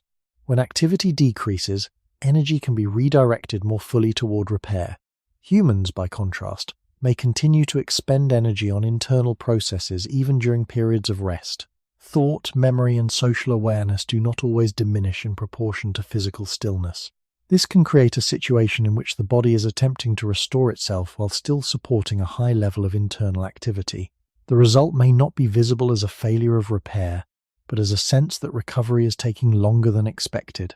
This does not suggest that the human brain is a burden or a flaw. It is central to what humans are able to do. It allows for planning, cooperation, creativity, and the transmission of knowledge across generations. But it also introduces an additional layer into the process of recovery. The body is not only healing, it is maintaining a system that remains active, even when restoration is needed. This balance may be one of the quieter reasons why human recovery can feel extended compared to that of other animals. It is not simply a matter of physical repair. It is the effort of sustaining a complex organism while also trying to restore it. If recovery depends on how energy is shared across the body, then it also depends on how the body decides where that energy should go at any given moment. The human organism does not simply direct resources toward repair whenever damage or fatigue appears. It must constantly balance competing priorities, many of which remain active even when the body would benefit from slowing down. These priorities include maintaining alertness, responding to social signals, regulating internal states, and preparing for future demands. This balancing process is not always conscious, and it does not always favor rapid restoration. It reflects a system that evolved to remain responsive rather than to shut down easily. Near the beginning of human life, this responsiveness would have been closely tied to immediate surroundings. The need to remain aware of shifting conditions, to recognize signs of opportunity or risk, and to coordinate with others required a level of ongoing readiness. Even during periods of rest, the body could not fully disengage. It needed to remain capable of returning to action if necessary. This did not prevent recovery, but it meant that recovery often occurred alongside a continued baseline of alertness. The body was not switching off. It was adjusting within a range of activity that allowed both restoration and responsiveness to coexist. Other animals also maintain forms of readiness, but the structure of that readiness can differ. In many species, the boundary between active engagement and rest is more clearly defined by environmental conditions. When it is safe to rest, the body may reduce its level of alertness more completely. When it is time to act, that alertness returns in a focused way. This pattern does not apply to all animals equally, but it often results in a more distinct separation between periods of high demand and periods of reduced demand. In such cases, recovery may proceed with fewer competing processes drawing on the same resources. Humans increasingly operate within a different pattern. The conditions that once signaled when to reduce alertness have become less consistent. Light can remain constant, social interaction can continue across extended periods, and cognitive engagement can persist even in the absence of physical activity.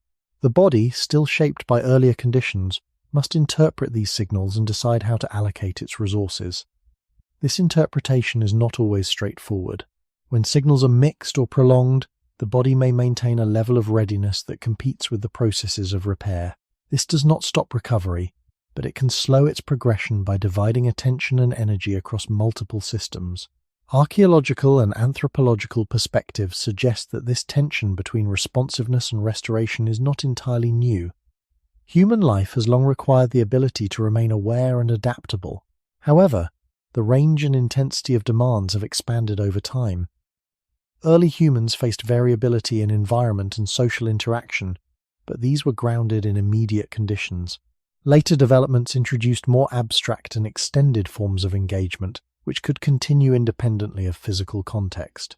This expansion increased the number of factors the body must consider when allocating energy. As a result, the decision to prioritize recovery may become less direct. The body may continue to support ongoing processes even when repair is needed, leading to a more gradual restoration.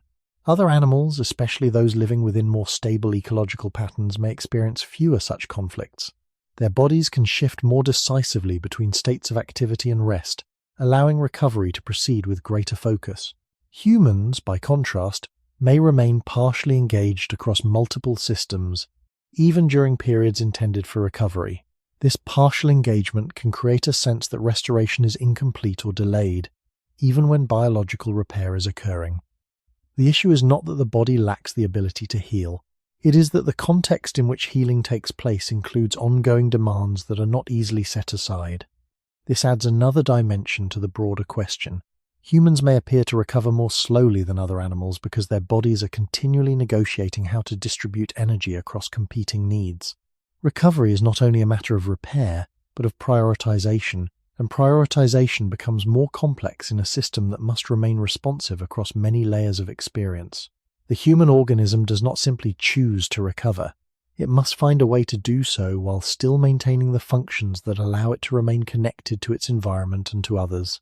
A final layer appears when considering that the human body does not only manage energy in the present, but also anticipates what may come next. And this anticipation can quietly shape how recovery unfolds. The organism is not only repairing what has already been strained, it is also preparing for future demands, often without clear boundaries between the two processes. This forward orientation is part of what allowed humans to survive in complex and changing environments. The ability to remember past conditions, imagine future possibilities, and adjust behavior accordingly created a form of continuity that extended beyond the immediate moment. Yet this same continuity can influence how the body allocates its resources during recovery. Near the beginning of human history, anticipation would have been grounded in direct experience. A person might recall where food had been found, recognize seasonal patterns, or remain aware of potential danger. These forms of anticipation were closely tied to the environment and to the group. They were active, but they were also limited by what could be observed and remembered within a specific context. Recovery in such a setting would still need to coexist with readiness, but the scope of anticipation was narrower. The body could begin to restore itself within a frame that did not extend indefinitely beyond immediate conditions. Over time, the human capacity for anticipation expanded. Social organization, tool use, and shared knowledge allowed people to plan across longer periods and more complex situations. This expansion did not remove the need for recovery, but it introduced a new layer of demand. The body could remain engaged not only with what was happening, but with what might happen later. This engagement can persist even when the body is physically still. Thought continues, attention shifts, and internal processes remain active.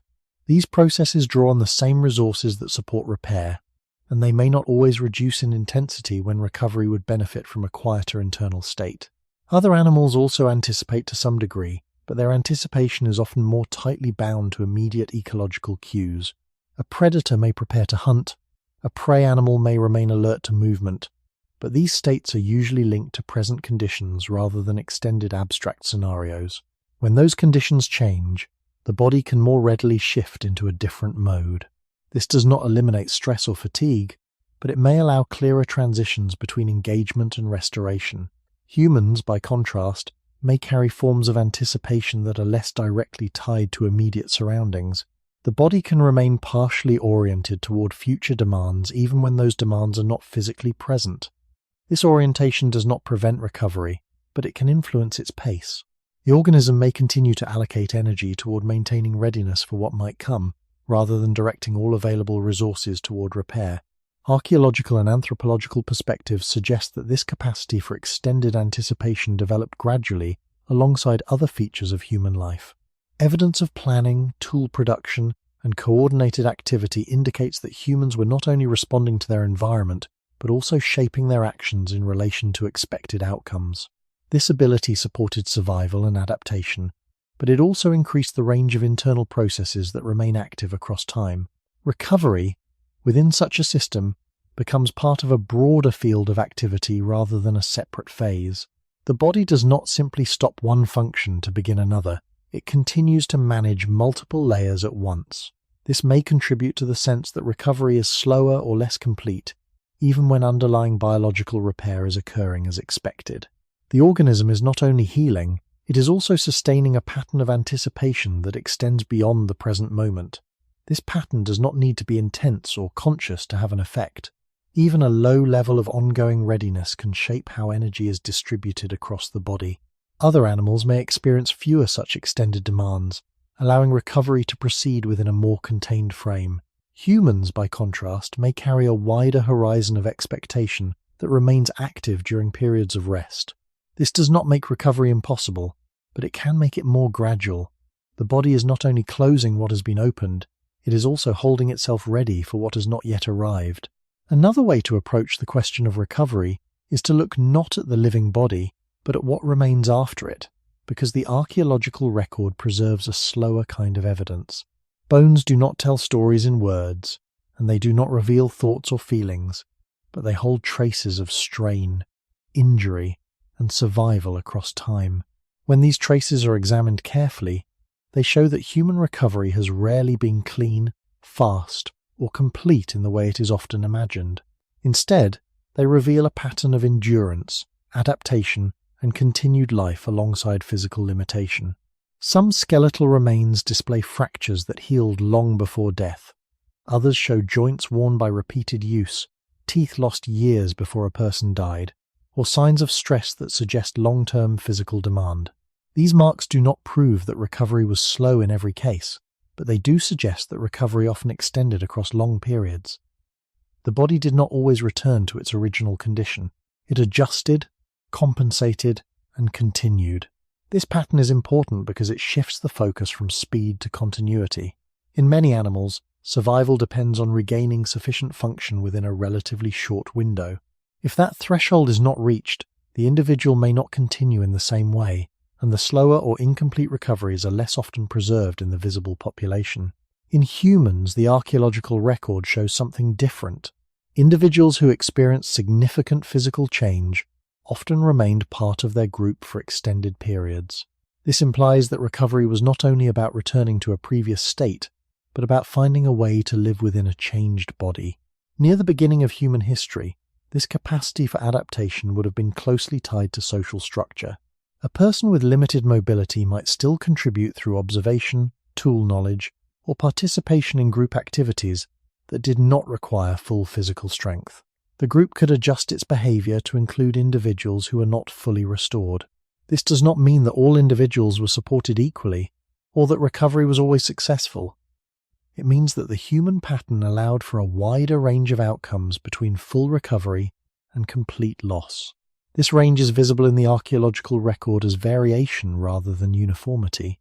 Other animals leave fewer such traces, not because they do not experience injury or strain, but because their survival often depends more directly on immediate physical capacity. The archaeological absence of long-term survival after severe limitation in many species does not necessarily indicate faster recovery. It may reflect a different threshold for continued existence.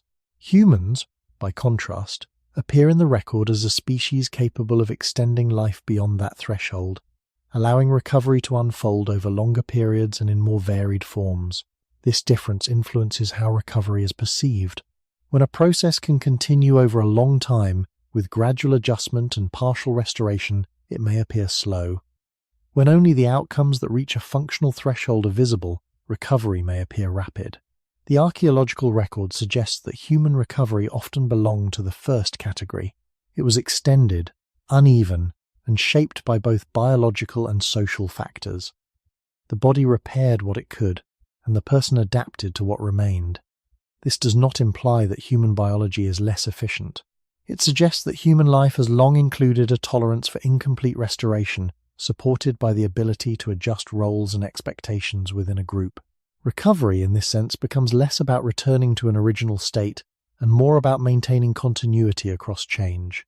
This perspective also connects back to the deeper origins of the human species.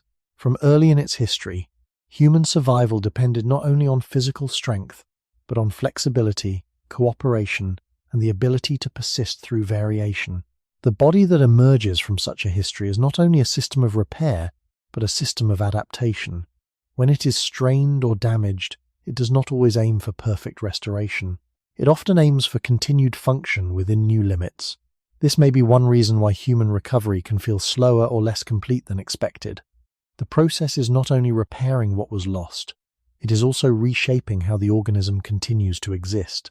If bones preserve the marks of strain and survival, they also reveal something more subtle about time, because recovery leaves traces not only in whether an injury healed, but in how long the body lived with its consequences. Some skeletal remains show changes that suggest a person continued for years after a major disruption. A fracture may have set imperfectly. A joint may have worn unevenly after damage. Teeth may have been lost long before the end of life, with the surrounding bone adapting to a different way of chewing. These details do not describe a single moment of recovery. They describe an extended adjustment in which the body reorganized itself over time. This kind of evidence does not allow precise measurement of how long recovery took, and it cannot show how the person experienced that process. But it does indicate that recovery often unfolded as a gradual reshaping rather than a rapid return. The body did not simply repair and return to its previous form. It adapted to what could be restored and continued with what remained altered. Near the beginning of human history, this capacity for long-term adjustment would have been essential. The environment did not offer consistent protection from injury, and medical intervention in the modern sense did not exist. Recovery depended on the body's internal processes and on the ability to continue functioning within a group. If a person could survive the initial period after injury or illness, the longer phase that followed might involve months or years of living with the effects. The archaeological record suggests that many individuals did exactly that. They did not disappear from the record after damage.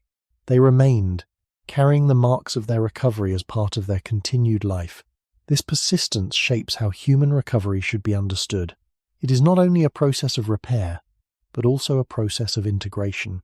The body incorporates change into its structure, and the individual incorporates that change into daily activity. This integration can take time because it involves coordination across multiple systems. Movement must adjust, balance must be recalibrated, and patterns of use must shift to accommodate new conditions. These adjustments are not instantaneous, and they may continue long after the initial injury has healed. Other animals also adapt to injury, but the visibility of long-term adaptation may differ. In many cases, the demands of survival require a return to a certain level of function within a shorter period. If that level is not reached, the individual may not continue in a way that leaves a long trace. Humans, by contrast, often remain within a range of partial recovery that allows adaptation to unfold over extended periods. This range is visible in the archaeological record as a diversity of physical conditions among individuals who lived to different ages. The presence of such diversity suggests that recovery in humans has long included variation in outcome and duration. It was not a single path leading back to a uniform state. It was a range of possible adjustments shaped by both biology and context. This perspective also helps explain why human recovery can feel slow or incomplete. The body may not be aiming to return to an exact previous condition. It may be establishing a new equilibrium that allows continued function. This process involves both repair and reorganization can take longer than repair alone. The nervous system, the musculoskeletal system, and patterns of daily activity all need to align with the new state of the body. This alignment is not immediate, and it may be influenced by the environment and by social conditions. Archaeological evidence does not provide direct access to these internal processes, but it supports the idea that human life has long included extended phases of adjustment after disruption. Recovery, in this sense, is not a single event, but a trajectory that unfolds over time. The body moves through stages of change, each building on the previous one. This trajectory can appear slow when compared to a model of rapid repair, but it reflects a different kind of resilience. It allows the organism to continue functioning even when full restoration is not possible. Other animals may appear to recover more quickly because the visible endpoint is defined differently. When function is restored to a sufficient level, recovery is considered complete. In humans, the endpoint may be less clearly defined, because the process includes not only returning to function but also adapting to change. This broader process may extend the timeline of recovery, not because the body is less capable, but because it is engaged in a more complex form of restoration. A final observation from the archaeological record concerns not only what the body endured, but how long it continued to endure it, because time itself becomes part of the evidence. Some human remains show patterns that could only have formed through repeated use after injury or strain had already altered the body.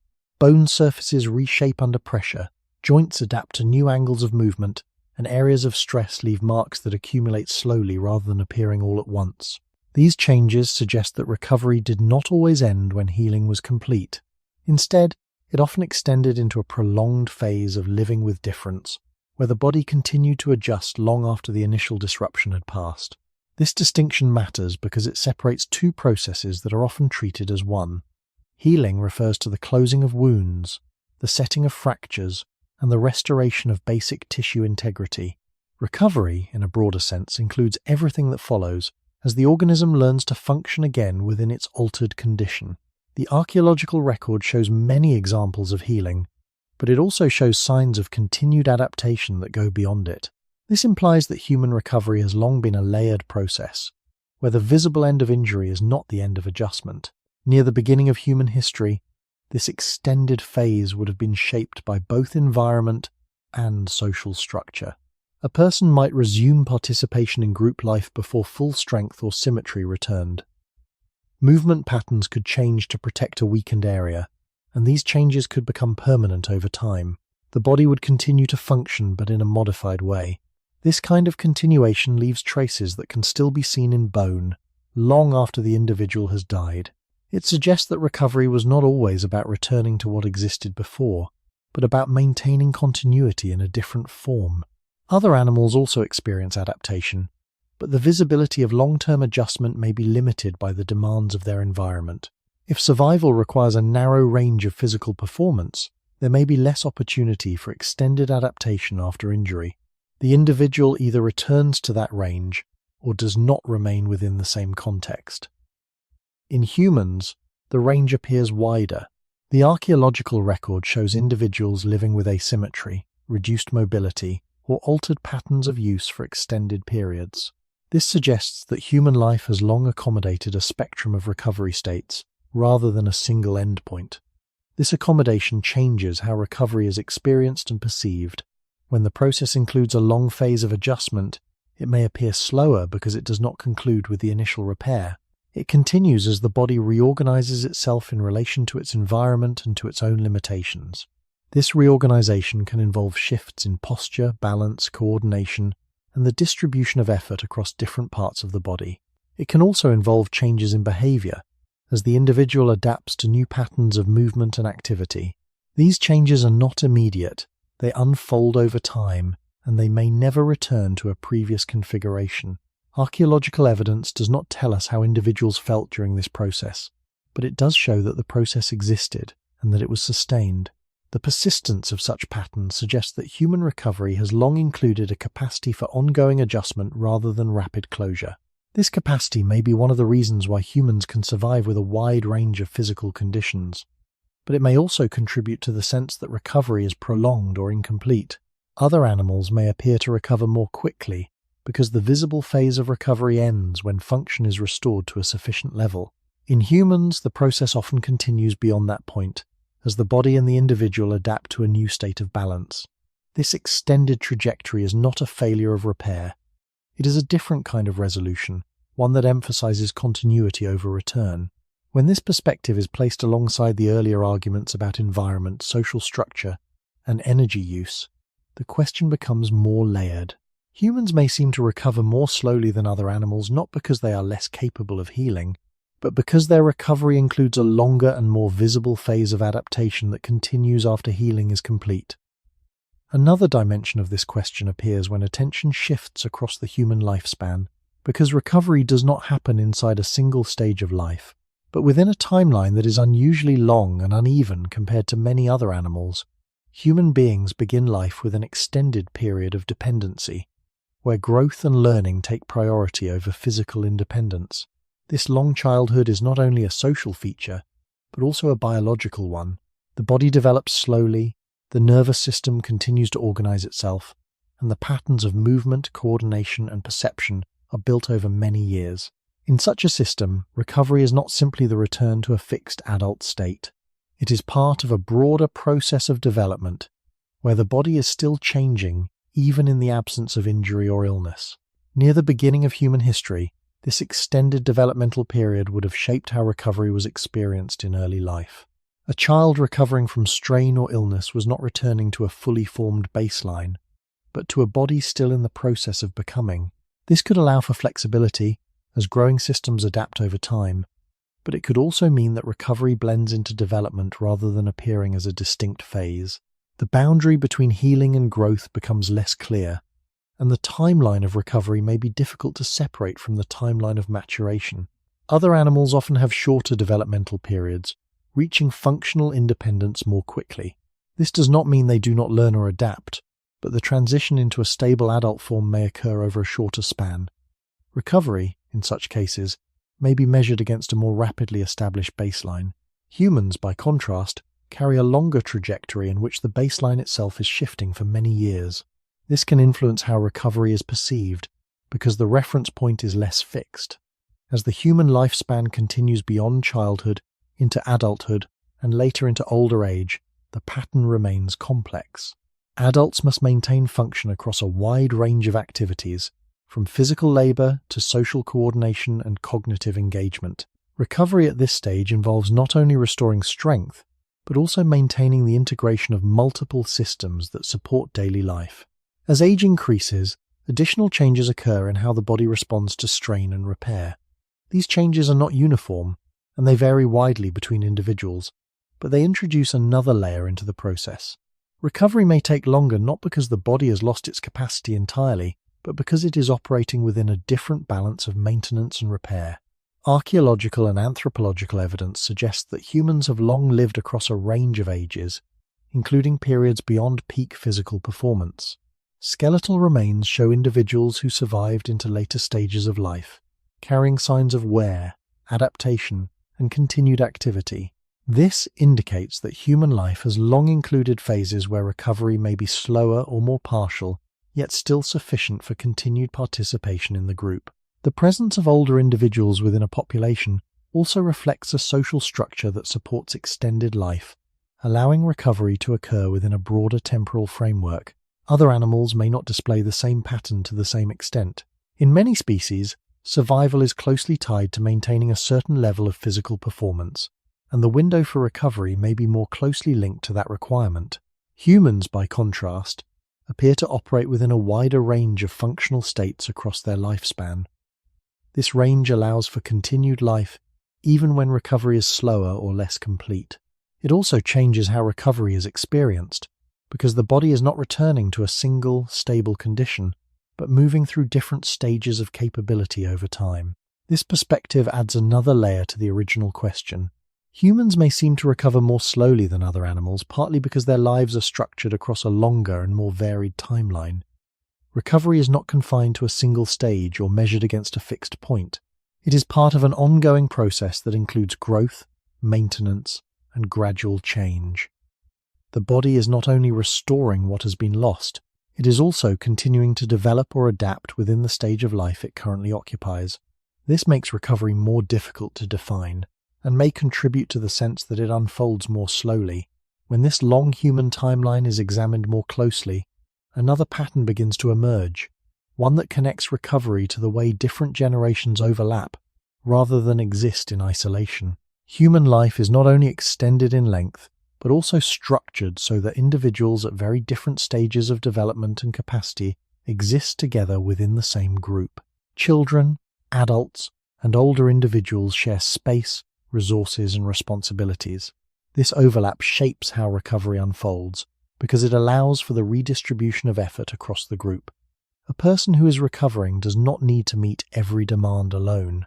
Others can temporarily carry more of the physical or social load, allowing recovery to proceed without immediate pressure to return to full capacity. Near the beginning of human history, this generational structure would have been present in small groups where cooperation was essential. Younger individuals depended on older ones for knowledge and protection, while older individuals depended on the group for support as their physical strength changed. Within this structure, recovery could extend across time without removing a person entirely from participation. Someone recovering from injury or illness might shift roles rather than withdraw completely. Tasks could be adjusted, responsibilities redistributed, and participation maintained in a modified form. This flexibility does not eliminate the difficulty of recovery, but it changes its tempo. The process can unfold more gradually because the system around it can adapt. Other animals also live in groups, and some species show forms of care and cooperation, but the degree and structure of generational overlap can differ. In many cases, the demands of survival require individuals to reach a certain level of independence relatively quickly. The group may not be able to absorb extended periods of reduced function without affecting its own survival. This creates a narrower window for recovery. Individuals must return to a functional threshold within a certain time, or they may not remain within the same context. In humans, the wider generational structure creates a different set of conditions. Recovery does not always need to be rapid to be effective. It can be slower, more adaptive, and more integrated into ongoing life. This difference may contribute to the perception that human recovery is prolonged. The process is not compressed into a short period. It is distributed across time and supported by the presence of others. Archaeological evidence offers indirect support for this pattern.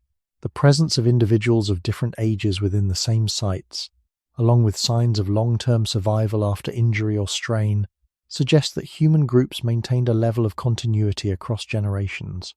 This continuity would have allowed for the transfer of knowledge and the sharing of effort, both of which are relevant to recovery. A person did not need to return immediately to a previous level of physical ability in order to remain part of the group.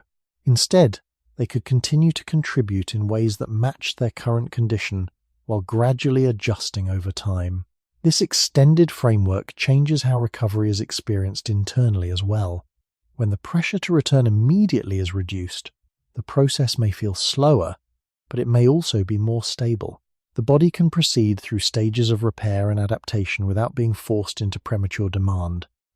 At the same time, the presence of multiple generations introduces complexity. The recovering individual must re-establish a place within a group that continues to change. Relationships shift, roles evolve, and expectations adjust. Recovery is not only about restoring the body, but about finding a new balance within a living system that does not pause. This balance can take time to settle, adding to the sense that recovery is extended. Other animals may appear to recover more quickly because the structure of their groups and the demands of their environment create clearer thresholds for return. When those thresholds are reached, recovery is considered complete in a practical sense. In humans, the threshold is less fixed, and the process continues beyond the point where basic function has returned. This continuation is supported by the generational structure of human life, which allows recovery to unfold alongside ongoing participation. It is not a separate phase that must end before life resumes. It is part of a continuous exchange between individuals and the group. This perspective deepens the original question. Humans may seem to recover more slowly than other animals, not only because of biological or environmental factors, but because their lives are organized in a way that allows recovery to extend across time and across generations, rather than being confined to a narrow window of immediate return.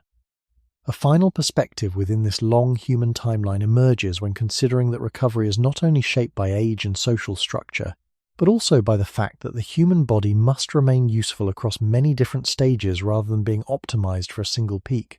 In many animals, life is organized around a relatively narrow window of full physical performance. Growth leads quickly toward independence, and survival often depends on maintaining that level of performance for as long as possible. When the body is strained or injured, recovery is closely tied to the need to return to that functional state within a limited time. The demands are immediate and clear, and the organism is shaped to meet them within that frame. Humans developed along a different trajectory. The body is not only required to perform at its peak, but also to remain adaptable across a wide range of conditions and over a longer span of years. This includes early development, active adulthood, and later stages where physical capacity may change while social and cognitive roles remain significant. Recovery in such a system is not always directed toward a single standard.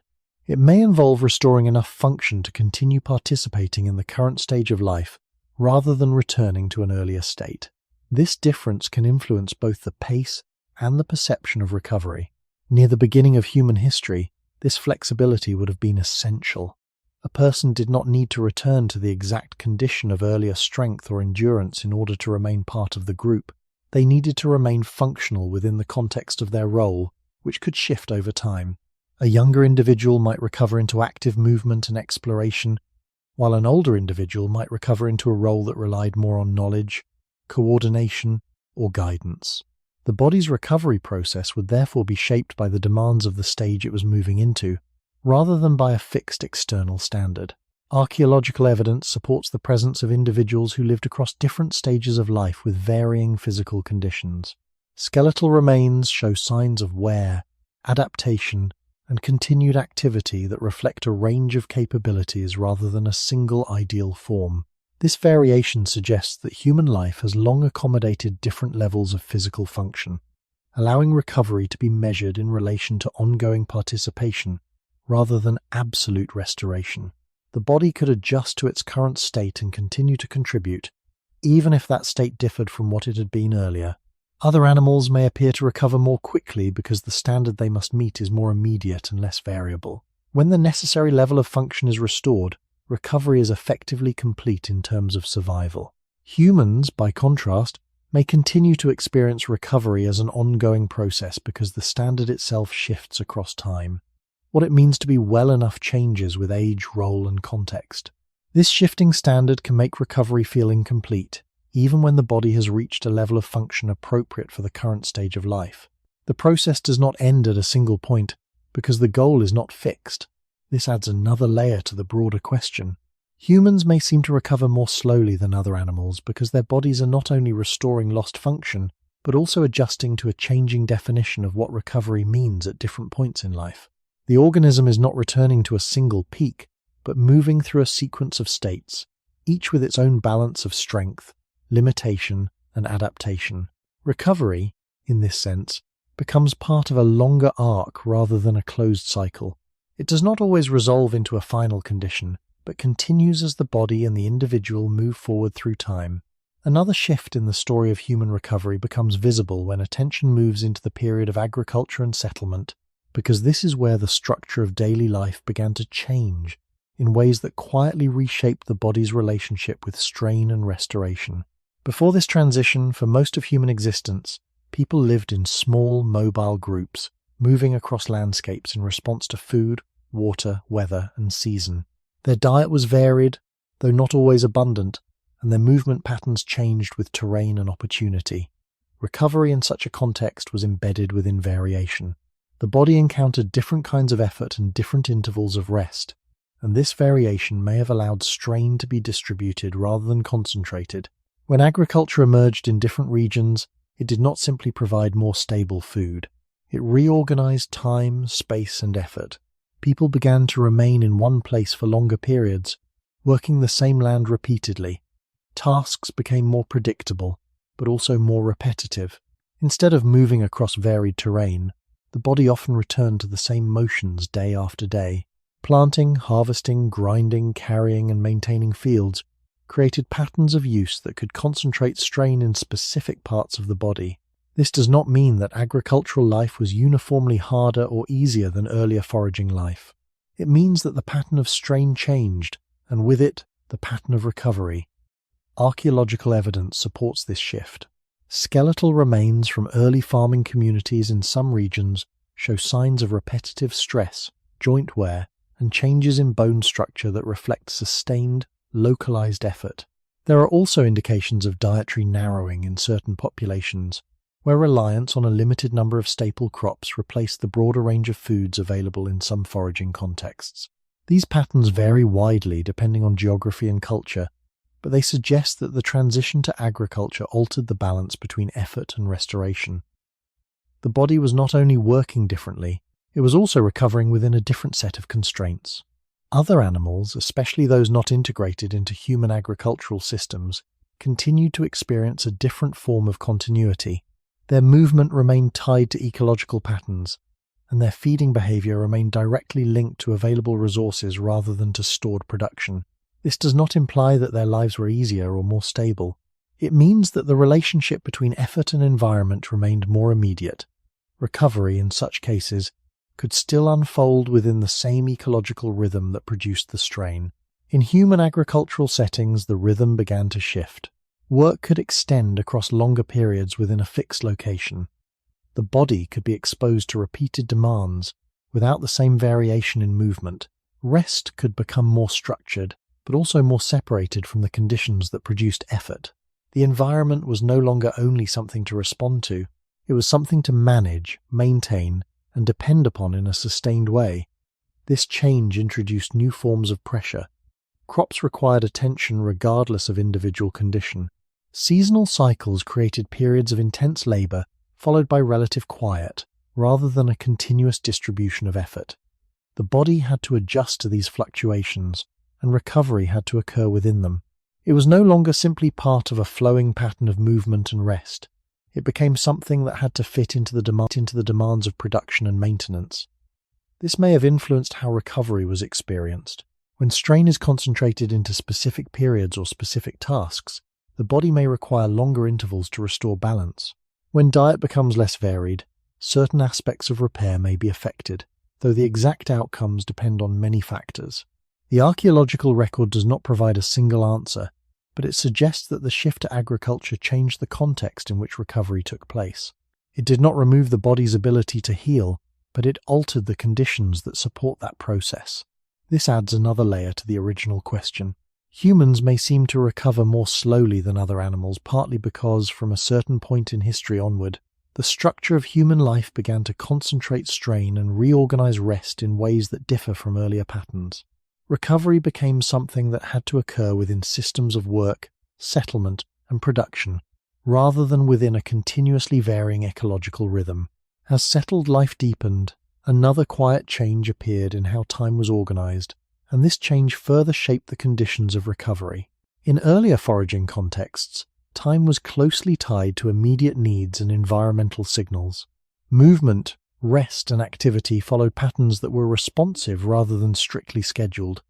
With agriculture and permanent settlement, time began to take on a more structured form. Tasks were repeated not only because they were needed in the moment, but because they were part of an ongoing system of production that required continuity across days and seasons. This introduced a different relationship between effort and recovery. Work could no longer always stop when the body reached its limit, because the demands of crops, animals, and stored resources did not always align with individual capacity. The field needed tending when the season required it, not only when the body was ready. This shift did not eliminate rest, but it made rest more dependent on external structure. Recovery had to be fitted into the rhythm of work rather than emerging naturally from it. Archaeological evidence reflects this growing structure. In many settled communities, patterns of wear on bones suggest repeated use of specific muscle groups and joints over long periods. The body appears to have adapted to these repeated demands, but the signs of strain also indicate that recovery was not always evenly distributed. Some individuals show evidence of prolonged stress in particular areas, suggesting that the balance between effort and restoration had become more concentrated. At the same time, changes in diet, storage, and population density introduced new variables into the recovery process. Stored food could reduce immediate scarcity, but it could also lead to less variation in what was eaten. Denser populations increased the spread of certain conditions, which could affect how the body responded to illness and repair. These changes did not produce a single uniform outcome, but they altered the background conditions in which recovery occurred. Other animals, especially those outside human-controlled environments, continued to operate within more immediate ecological feedback. Their activity levels rose and fell with direct conditions, and their recovery remained closely linked to those shifts. In human settlements, feedback became more indirect. The body might continue to work within a schedule that did not fully reflect its internal state. Recovery could be delayed or fragmented, not because the body was incapable, but because the structure of time did not always allow it to unfold continuously. This difference may contribute to the perception that human recovery is slower.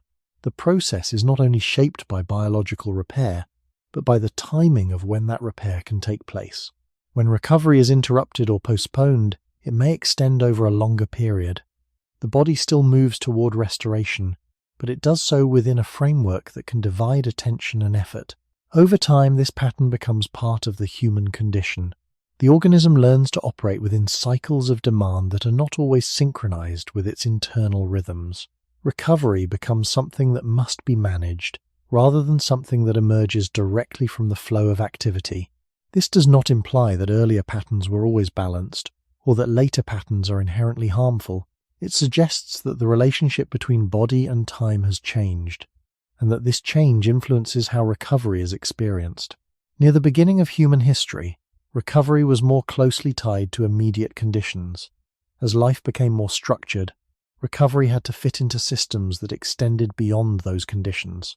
The body continues to repair itself, but it does so within a different temporal landscape. This landscape may stretch the experience of recovery, making it feel slower or less complete. The underlying processes remain, but the path through which they unfold has become more complex. A final detail in this transition becomes visible when looking at how space itself changed, because recovery is shaped not only by time and activity, but also by the physical environments in which the body spends its days. In earlier human conditions, space was open, varied, and constantly shifting. The ground changed from place to place, requiring the body to adjust posture, balance, and movement continuously. Shelters were temporary or simple, and much of life remained exposed to natural variation. This did not make recovery easy, but it meant that the body was always responding to a wide range of physical inputs. These inputs may have helped distribute strain and support ongoing adjustment. As settlement became more established, space began to stabilize. Surfaces became more regular, structures more permanent, and daily movement more confined within defined areas. The body encountered fewer variations in terrain and posture, but more repetition within the same physical setting. This shift did not remove movement, but it changed its character. Instead of adapting to changing ground, the body often repeated the same patterns within a limited space. Recovery, in this context, had to respond to a different kind of strain, one that was more concentrated and less varied. Archaeological evidence reflects this change through differences in wear patterns on bones and joints. In some settled populations, the marks of repeated activity appear more localized, suggesting that certain movements were performed again and again over long periods. This does not indicate a universal decline in health or function, but it shows that the distribution of strain had shifted. When strain is concentrated, recovery may require more time to restore balance across the body. The organism must compensate for repeated use of the same structures, rather than adjusting continuously across many different forms of movement. Other animals often remain within environments that preserve a higher degree of variation. Their movement across terrain, their changing positions, and their interaction with surroundings provide a constant range of physical input. This does not prevent injury or fatigue, but it maintains a pattern in which strain is less confined to a narrow set of actions. Recovery, in such cases, may unfold within a body that has not been shaped by the same level of repetition.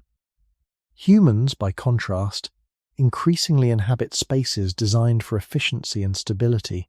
These spaces support certain forms of activity very well, but they may reduce the range of movement that once distributed effort more evenly. Recovery becomes something that must address not only the immediate effects of strain, but also the accumulated impact of repeated patterns over time. This can extend the process as the body works to rebalance systems that have been used in a limited way.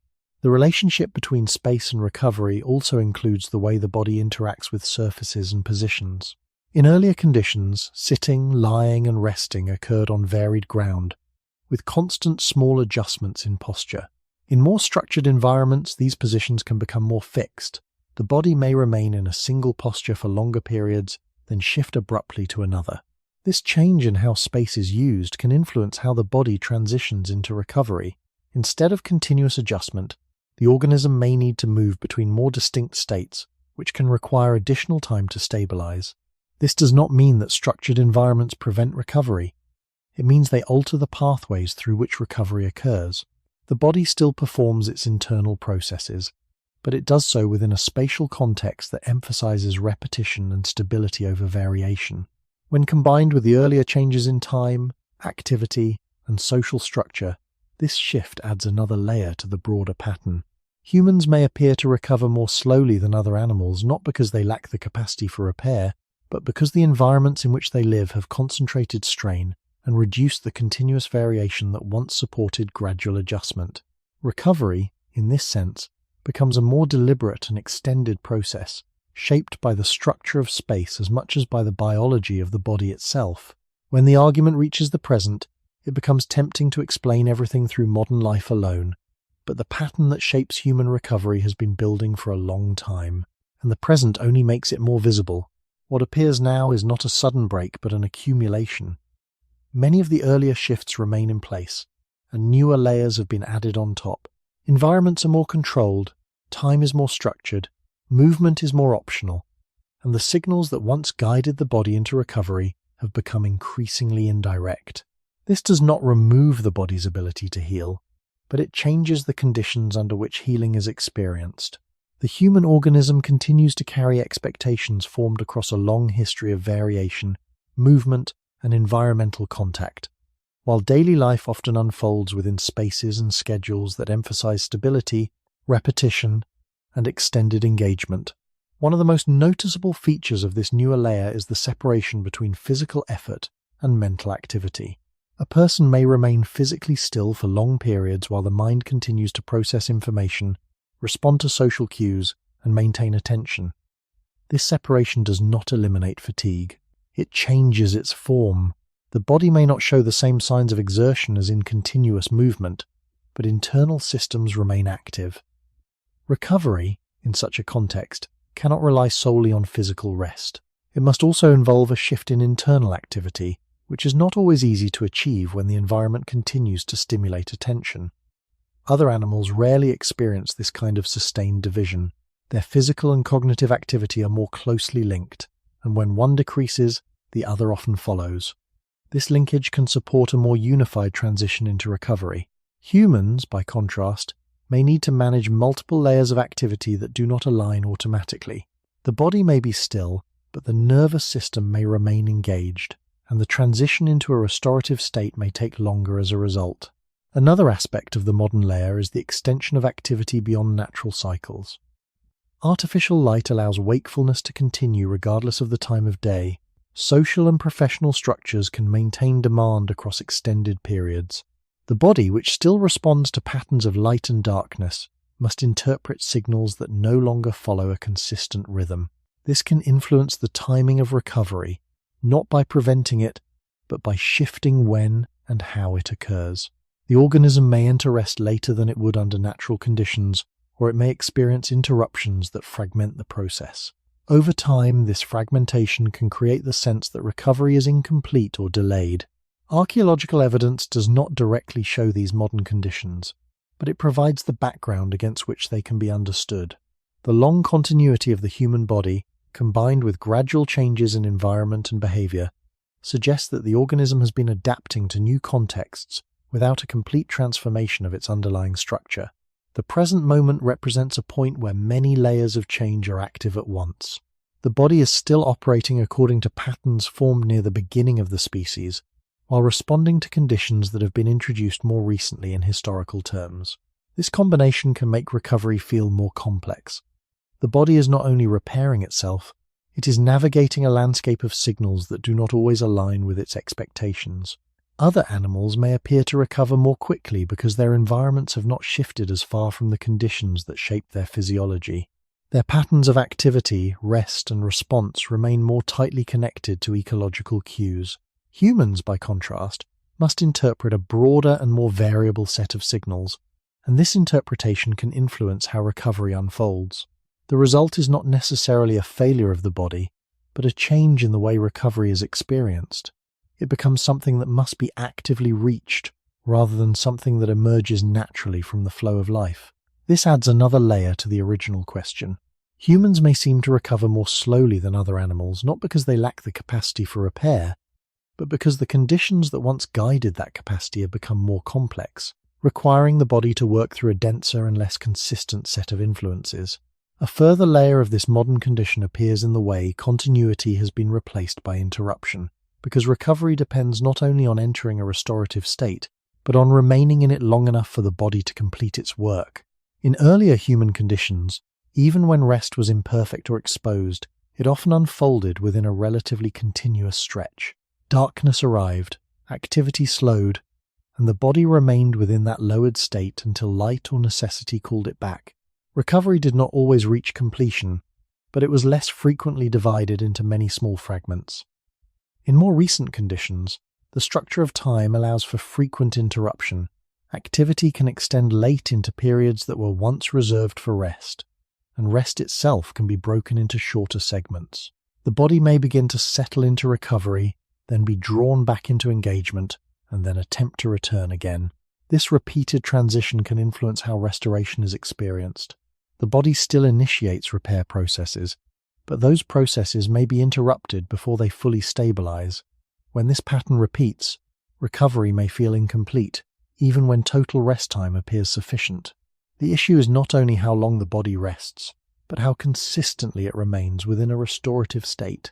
Other animals often experience fewer such interruptions, not because their environments are calm, but because their patterns of activity and rest are more tightly bound to immediate conditions. When a period of rest begins, it is often maintained until a clear external signal requires change. This does not guarantee deep or uninterrupted recovery, but it provides a structure in which the body can remain within a single state for a longer duration. Humans, by contrast, may move between states more frequently, responding to signals that are not always aligned with the body's internal timing. Another aspect of this pattern involves the way attention is directed. Recovery is supported not only by physical stillness, but also by a reduction in internal demand. When attention remains active, shifting between tasks, concerns, or forms of engagement, the nervous system may not fully settle into the conditions that support restoration. This does not mean that thought itself prevents recovery, but it can influence the depth and continuity of the process.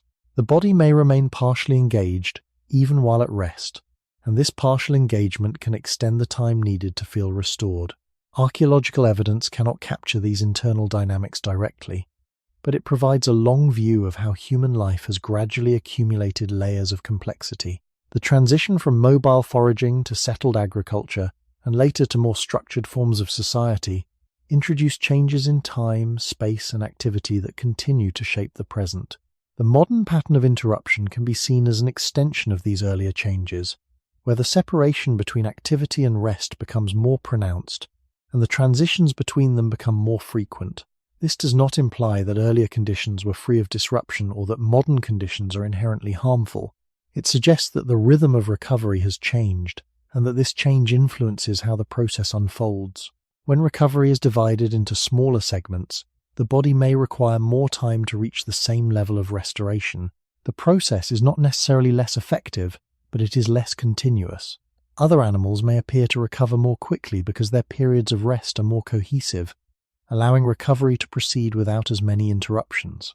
Humans, by contrast, may need to re-enter the process multiple times, gradually building toward restoration across fragmented intervals. This adds another dimension to the broader question. Humans may seem to recover more slowly than other animals, not because their bodies repair more slowly in isolation, but because the structure of their lives divides recovery into smaller, less continuous phases.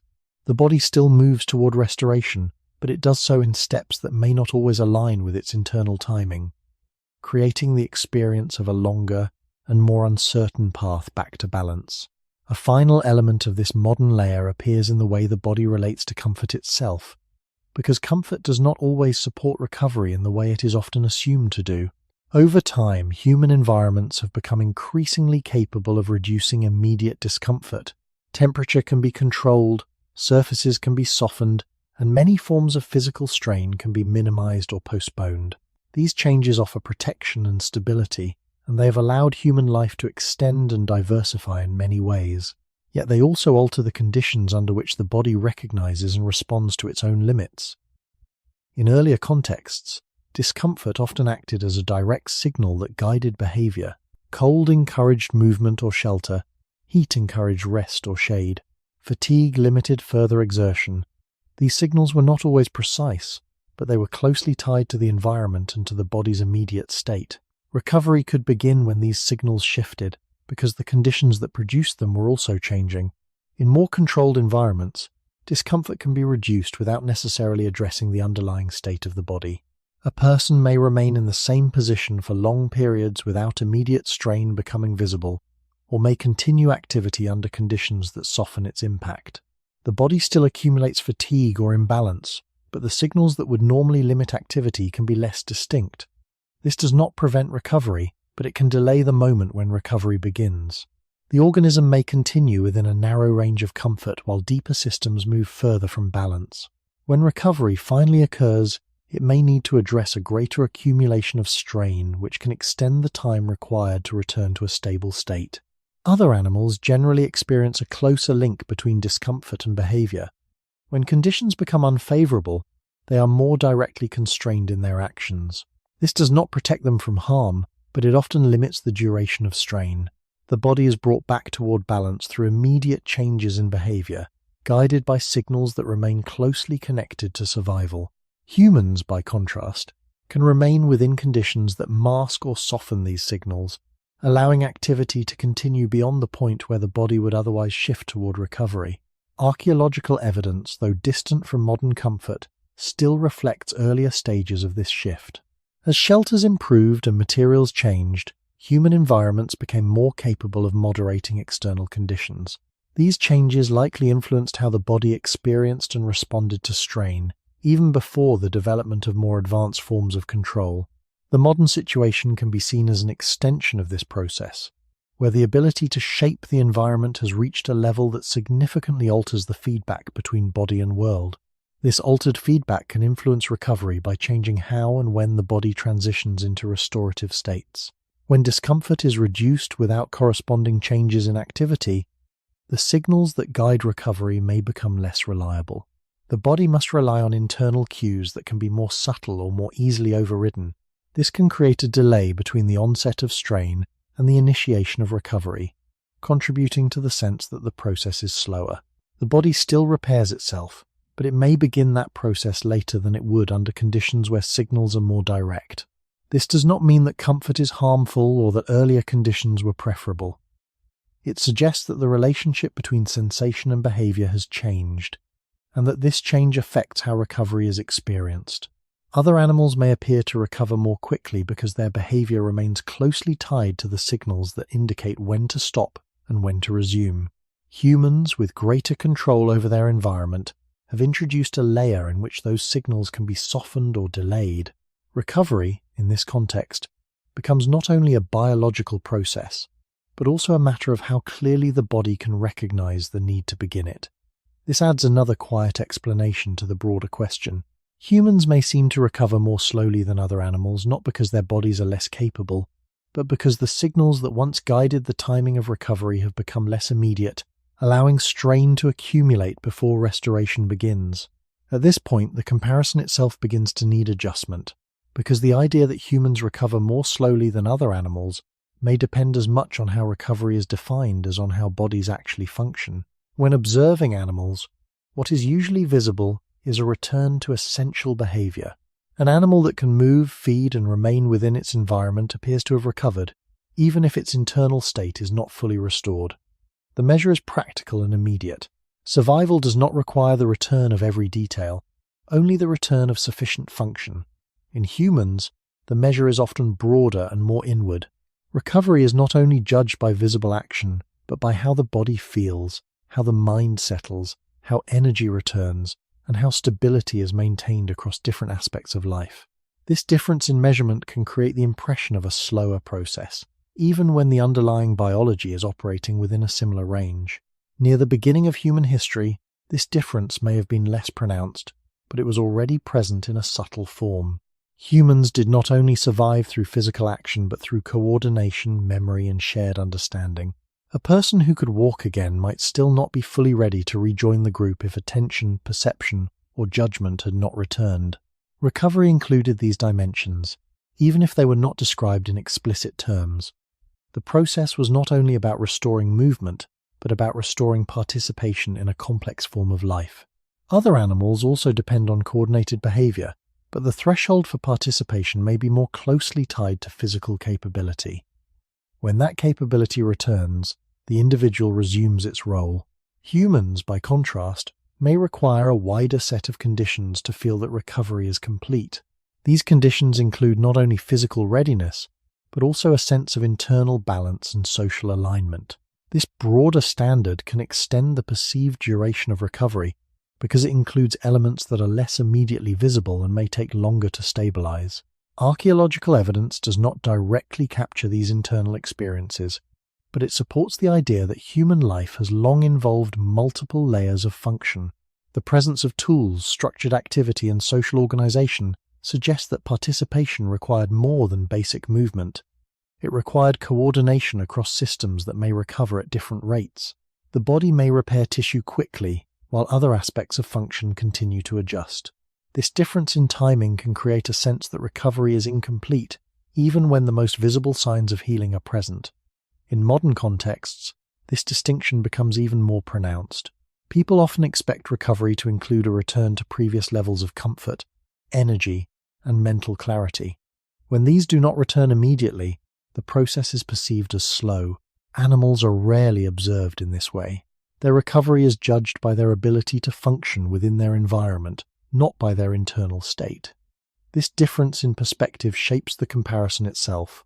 Humans may appear to recover more slowly, not because their bodies are fundamentally less efficient, but because they are measuring recovery against a more complex set of criteria. The process includes both visible and invisible elements, and these elements do not always align in time. Some may resolve quickly, while others take longer to stabilize. This layered experience can make recovery feel extended, even when the body has already achieved a functional state. The question then becomes more refined. When humans seem to recover more slowly than other animals, is the difference located in the body itself, or in the way recovery is defined and recognized? The answer may not lie entirely in one or the other, but in the interaction between them. The human organism operates within a framework that includes both physical repair and a broader sense of well-being. When these elements are combined into a single measure, the process of recovery naturally appears longer. If the comparison depends on how recovery is defined, then it also depends on what remains unseen, because much of human recovery takes place in layers that are not immediately visible from the outside. When watching an animal, observers usually rely on clear signs. The animal stands, moves, feeds, and rejoins its surroundings. These actions provide a direct indication that it has returned to function. What happens within the body beyond these actions is rarely accessible, and therefore not part of the judgment. In humans, the situation is different. A person may appear to have returned to visible function while still experiencing changes that are less obvious. Energy may fluctuate, attention may drift, mood may shift, and the sense of stability may take longer to re-establish. These aspects of recovery are not always visible to others, but they are central to how recovery is experienced. This difference in visibility influences perception. When only visible function is considered, recovery appears to happen more quickly. When internal states are included, the process appears to extend further. Near the beginning of human history, this distinction would have existed in a quieter form. People did not have formal ways of describing internal states in the same way they might today, but the experience of imbalance, fatigue, or reduced capacity would still have been present. A person returning to movement after illness or injury might still need time to regain confidence, coordination, or a sense of readiness. These elements are not easily preserved in archaeological evidence, but they are consistent with the broader understanding of how complex organisms recover. The human body does not operate as a set of isolated parts. It functions as an integrated system in which physical, cognitive, and emotional processes interact. When one part is disrupted, the others may also require time to stabilize. This stabilization can occur after the most visible aspects of recovery have already taken place. Other animals may also experience internal adjustments, but the extent to which these adjustments influence observable behavior can differ. If an animal can perform its essential functions, the internal state may not be as relevant to survival. Humans, by contrast, rely on a wider range of internal processes to maintain their role within a group. Subtle changes in attention, perception, or emotional balance can affect how a person participates in daily life. As a result, recovery is often judged not only by what can be seen, but by how the body feels and functions internally. Archaeological and anthropological evidence support the idea that human life has long involved coordination across multiple systems. The use of tools, the organization of tasks, and the maintenance of social relationships all require a level of internal stability that goes beyond basic movement. Recovery, therefore, must include the re-establishment of this stability. This process may not be immediate, and it may continue even after visible signs of healing are present. In modern contexts, this layered recovery becomes more apparent because individuals can reflect on and describe their internal state. The gap between visible function and felt recovery can be clearly recognized, leading to the perception that recovery is incomplete. Animals are not typically observed in this way, and their recovery is not measured against such internal criteria. This difference does not mean that animals recover more completely or more quickly. It means that the criteria used to judge recovery are different. Humans include both visible and invisible dimensions, while observations of animals often focus on what can be seen. When these different criteria are applied, the same biological processes can appear to unfold at different speeds.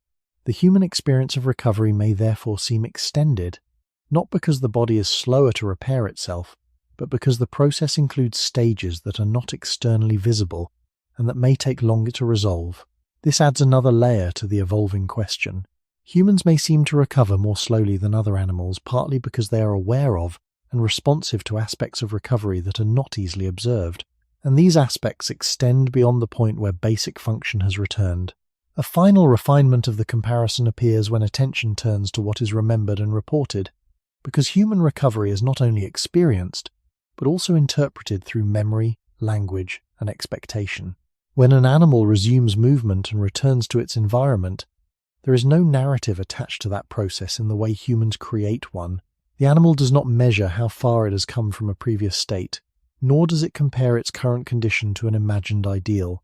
Its recovery is expressed through behavior rather than reflection. Humans, by contrast, carry a memory of how the body felt before disruption, and they often hold an expectation of returning to that state. This expectation becomes part of the experience of recovery.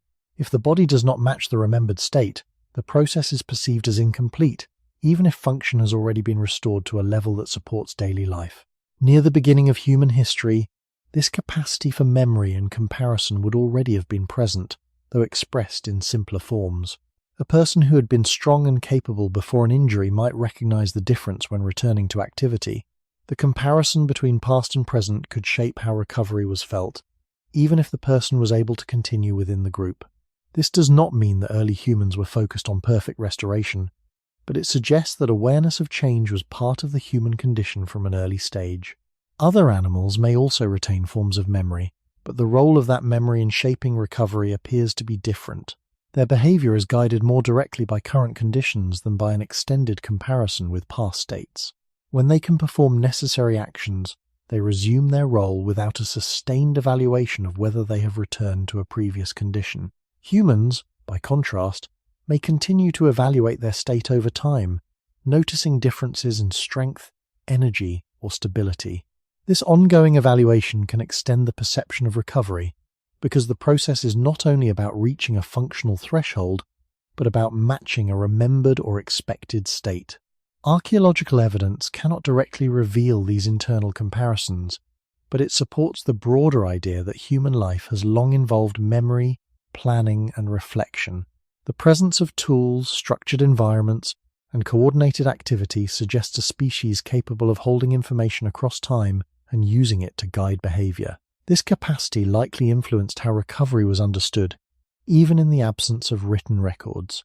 A person did not simply return to activity, they returned with an awareness of change, and that awareness could shape the experience of the process. In more recent contexts, this effect becomes more pronounced. Language allows individuals to describe their internal state in detail, and cultural expectations can define what recovery should look like. These expectations may include complete restoration of strength, energy, and well-being. When these expectations are not met quickly, recovery is perceived as slow, even if the body has already regained essential function. The comparison with animals, which are not judged by such standards, becomes uneven. The same biological processes may be interpreted differently because the criteria for completion are not the same. This perspective adds a final layer to the evolving understanding of the question. Humans may seem to recover more slowly than other animals, not only because of differences in biology, environment, or social structure, but because they remember, compare, and expect. Recovery is not only a physical process. It is also a process of interpretation, shaped by the ability to reflect on past and present states. This reflective dimension can extend the perceived duration of recovery, as the body moves toward balance while the mind continues to measure the distance that remains. By the time this question reaches its final movement, the answer no longer sits in a single place, because what first appeared to be a difference in speed has unfolded into a difference in structure. The human body does not recover within the same frame as many other animals, not because it lacks the ability to repair itself, but because it is restoring something larger than isolated function. It is restoring a pattern that includes movement, attention, memory, social presence, and a relationship to an environment that has changed over time. When all of these layers are considered together, recovery becomes less like a single process and more like a gradual reassembly of a way of living. Near the beginning of human history, this reassembly was already present, though it unfolded within a world that remained closer to the conditions that shaped the body. Recovery meant returning to movement across land, to shared activity within a group, and to a rhythm guided by light, hunger, and rest. Even then, it was not always immediate or complete. The body adapted, adjusted, and continued within the limits of its condition. Over time, as human life expanded and became more complex, the number of elements involved in recovery increased. The environment changed, social structures deepened, and the demands placed on the body became more varied. Each of these changes added a layer to what it means to be restored. Other animals, while diverse in their own ways, often recover within a narrower set of requirements. When they can perform the actions necessary for survival, recovery is effectively complete in a practical sense. Humans, by contrast, may continue to experience recovery beyond that point because their lives depend on more than immediate function. They depend on stability across multiple systems that do not always return at the same pace. This difference does not imply that human recovery is weaker. It suggests that it is broader. A broader process may take longer to unfold, especially when it must integrate physical repair with cognitive and social balance. Archaeological and historical perspectives reinforce this view. The long record of human life shows continuity through change, adaptation after injury, and survival across varied conditions.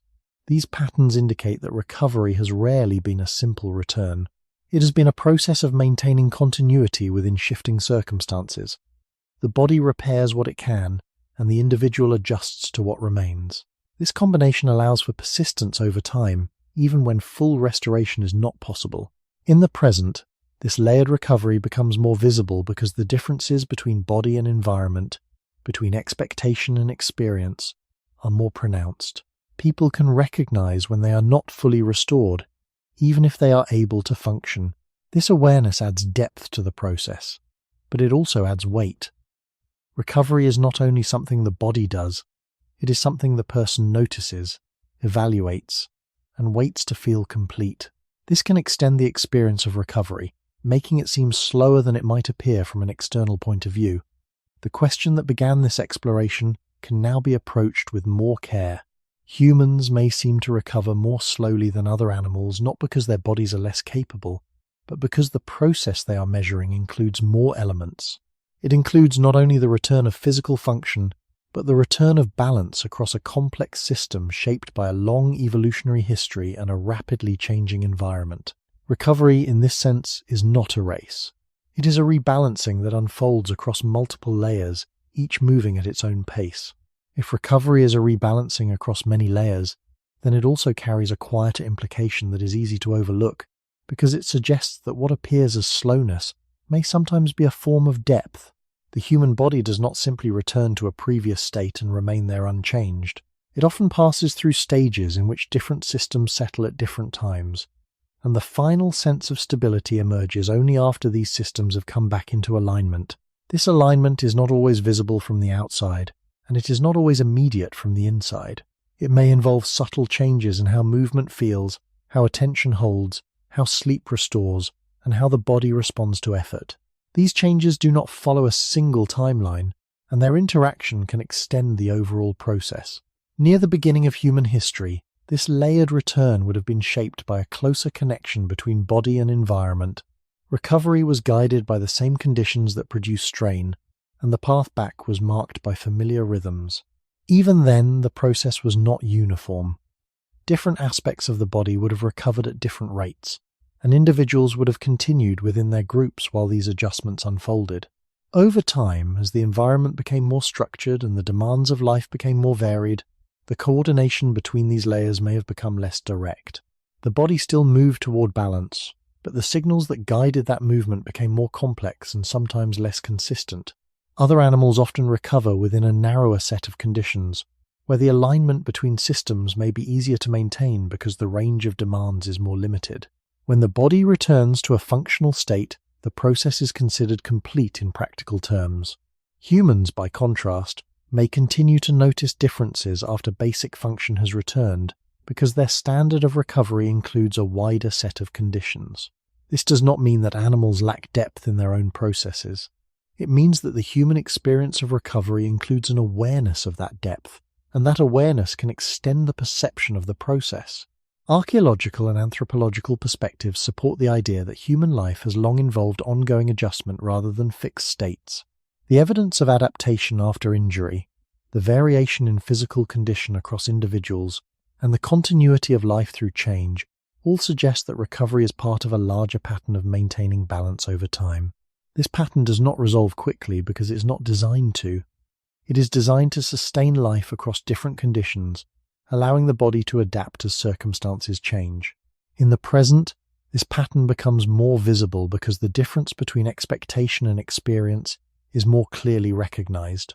People may expect recovery to be complete when visible function returns, but the body may still be adjusting in less obvious ways. This gap can create a sense of delay, even when the process is unfolding as it has for much of human history. The body is not failing to recover. It is continuing to refine its balance. This perspective invites a different way of understanding the original question. Humans may seem to recover more slowly than other animals, not because they are less efficient, but because their recovery includes a longer phase of integration, where multiple systems come back into alignment.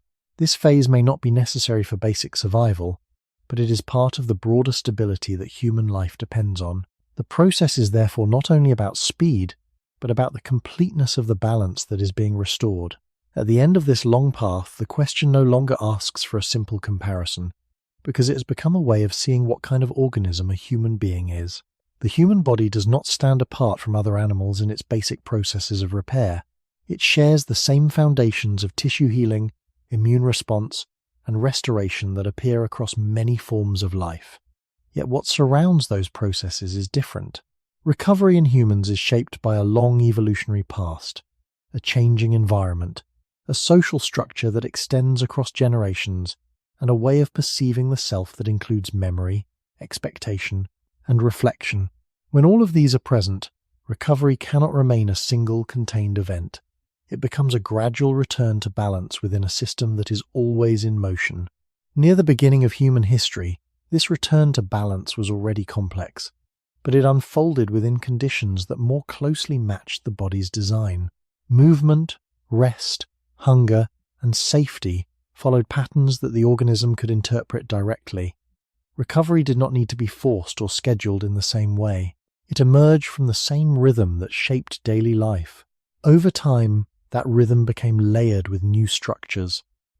Environments were built, time was organized, roles expanded, and expectations deepened. Each of these changes added distance between the body's older patterns and the conditions in which it now lives. Recovery did not disappear, but it became something that had to be found within that distance. Other animals, in many cases, remain closer to the conditions that formed them.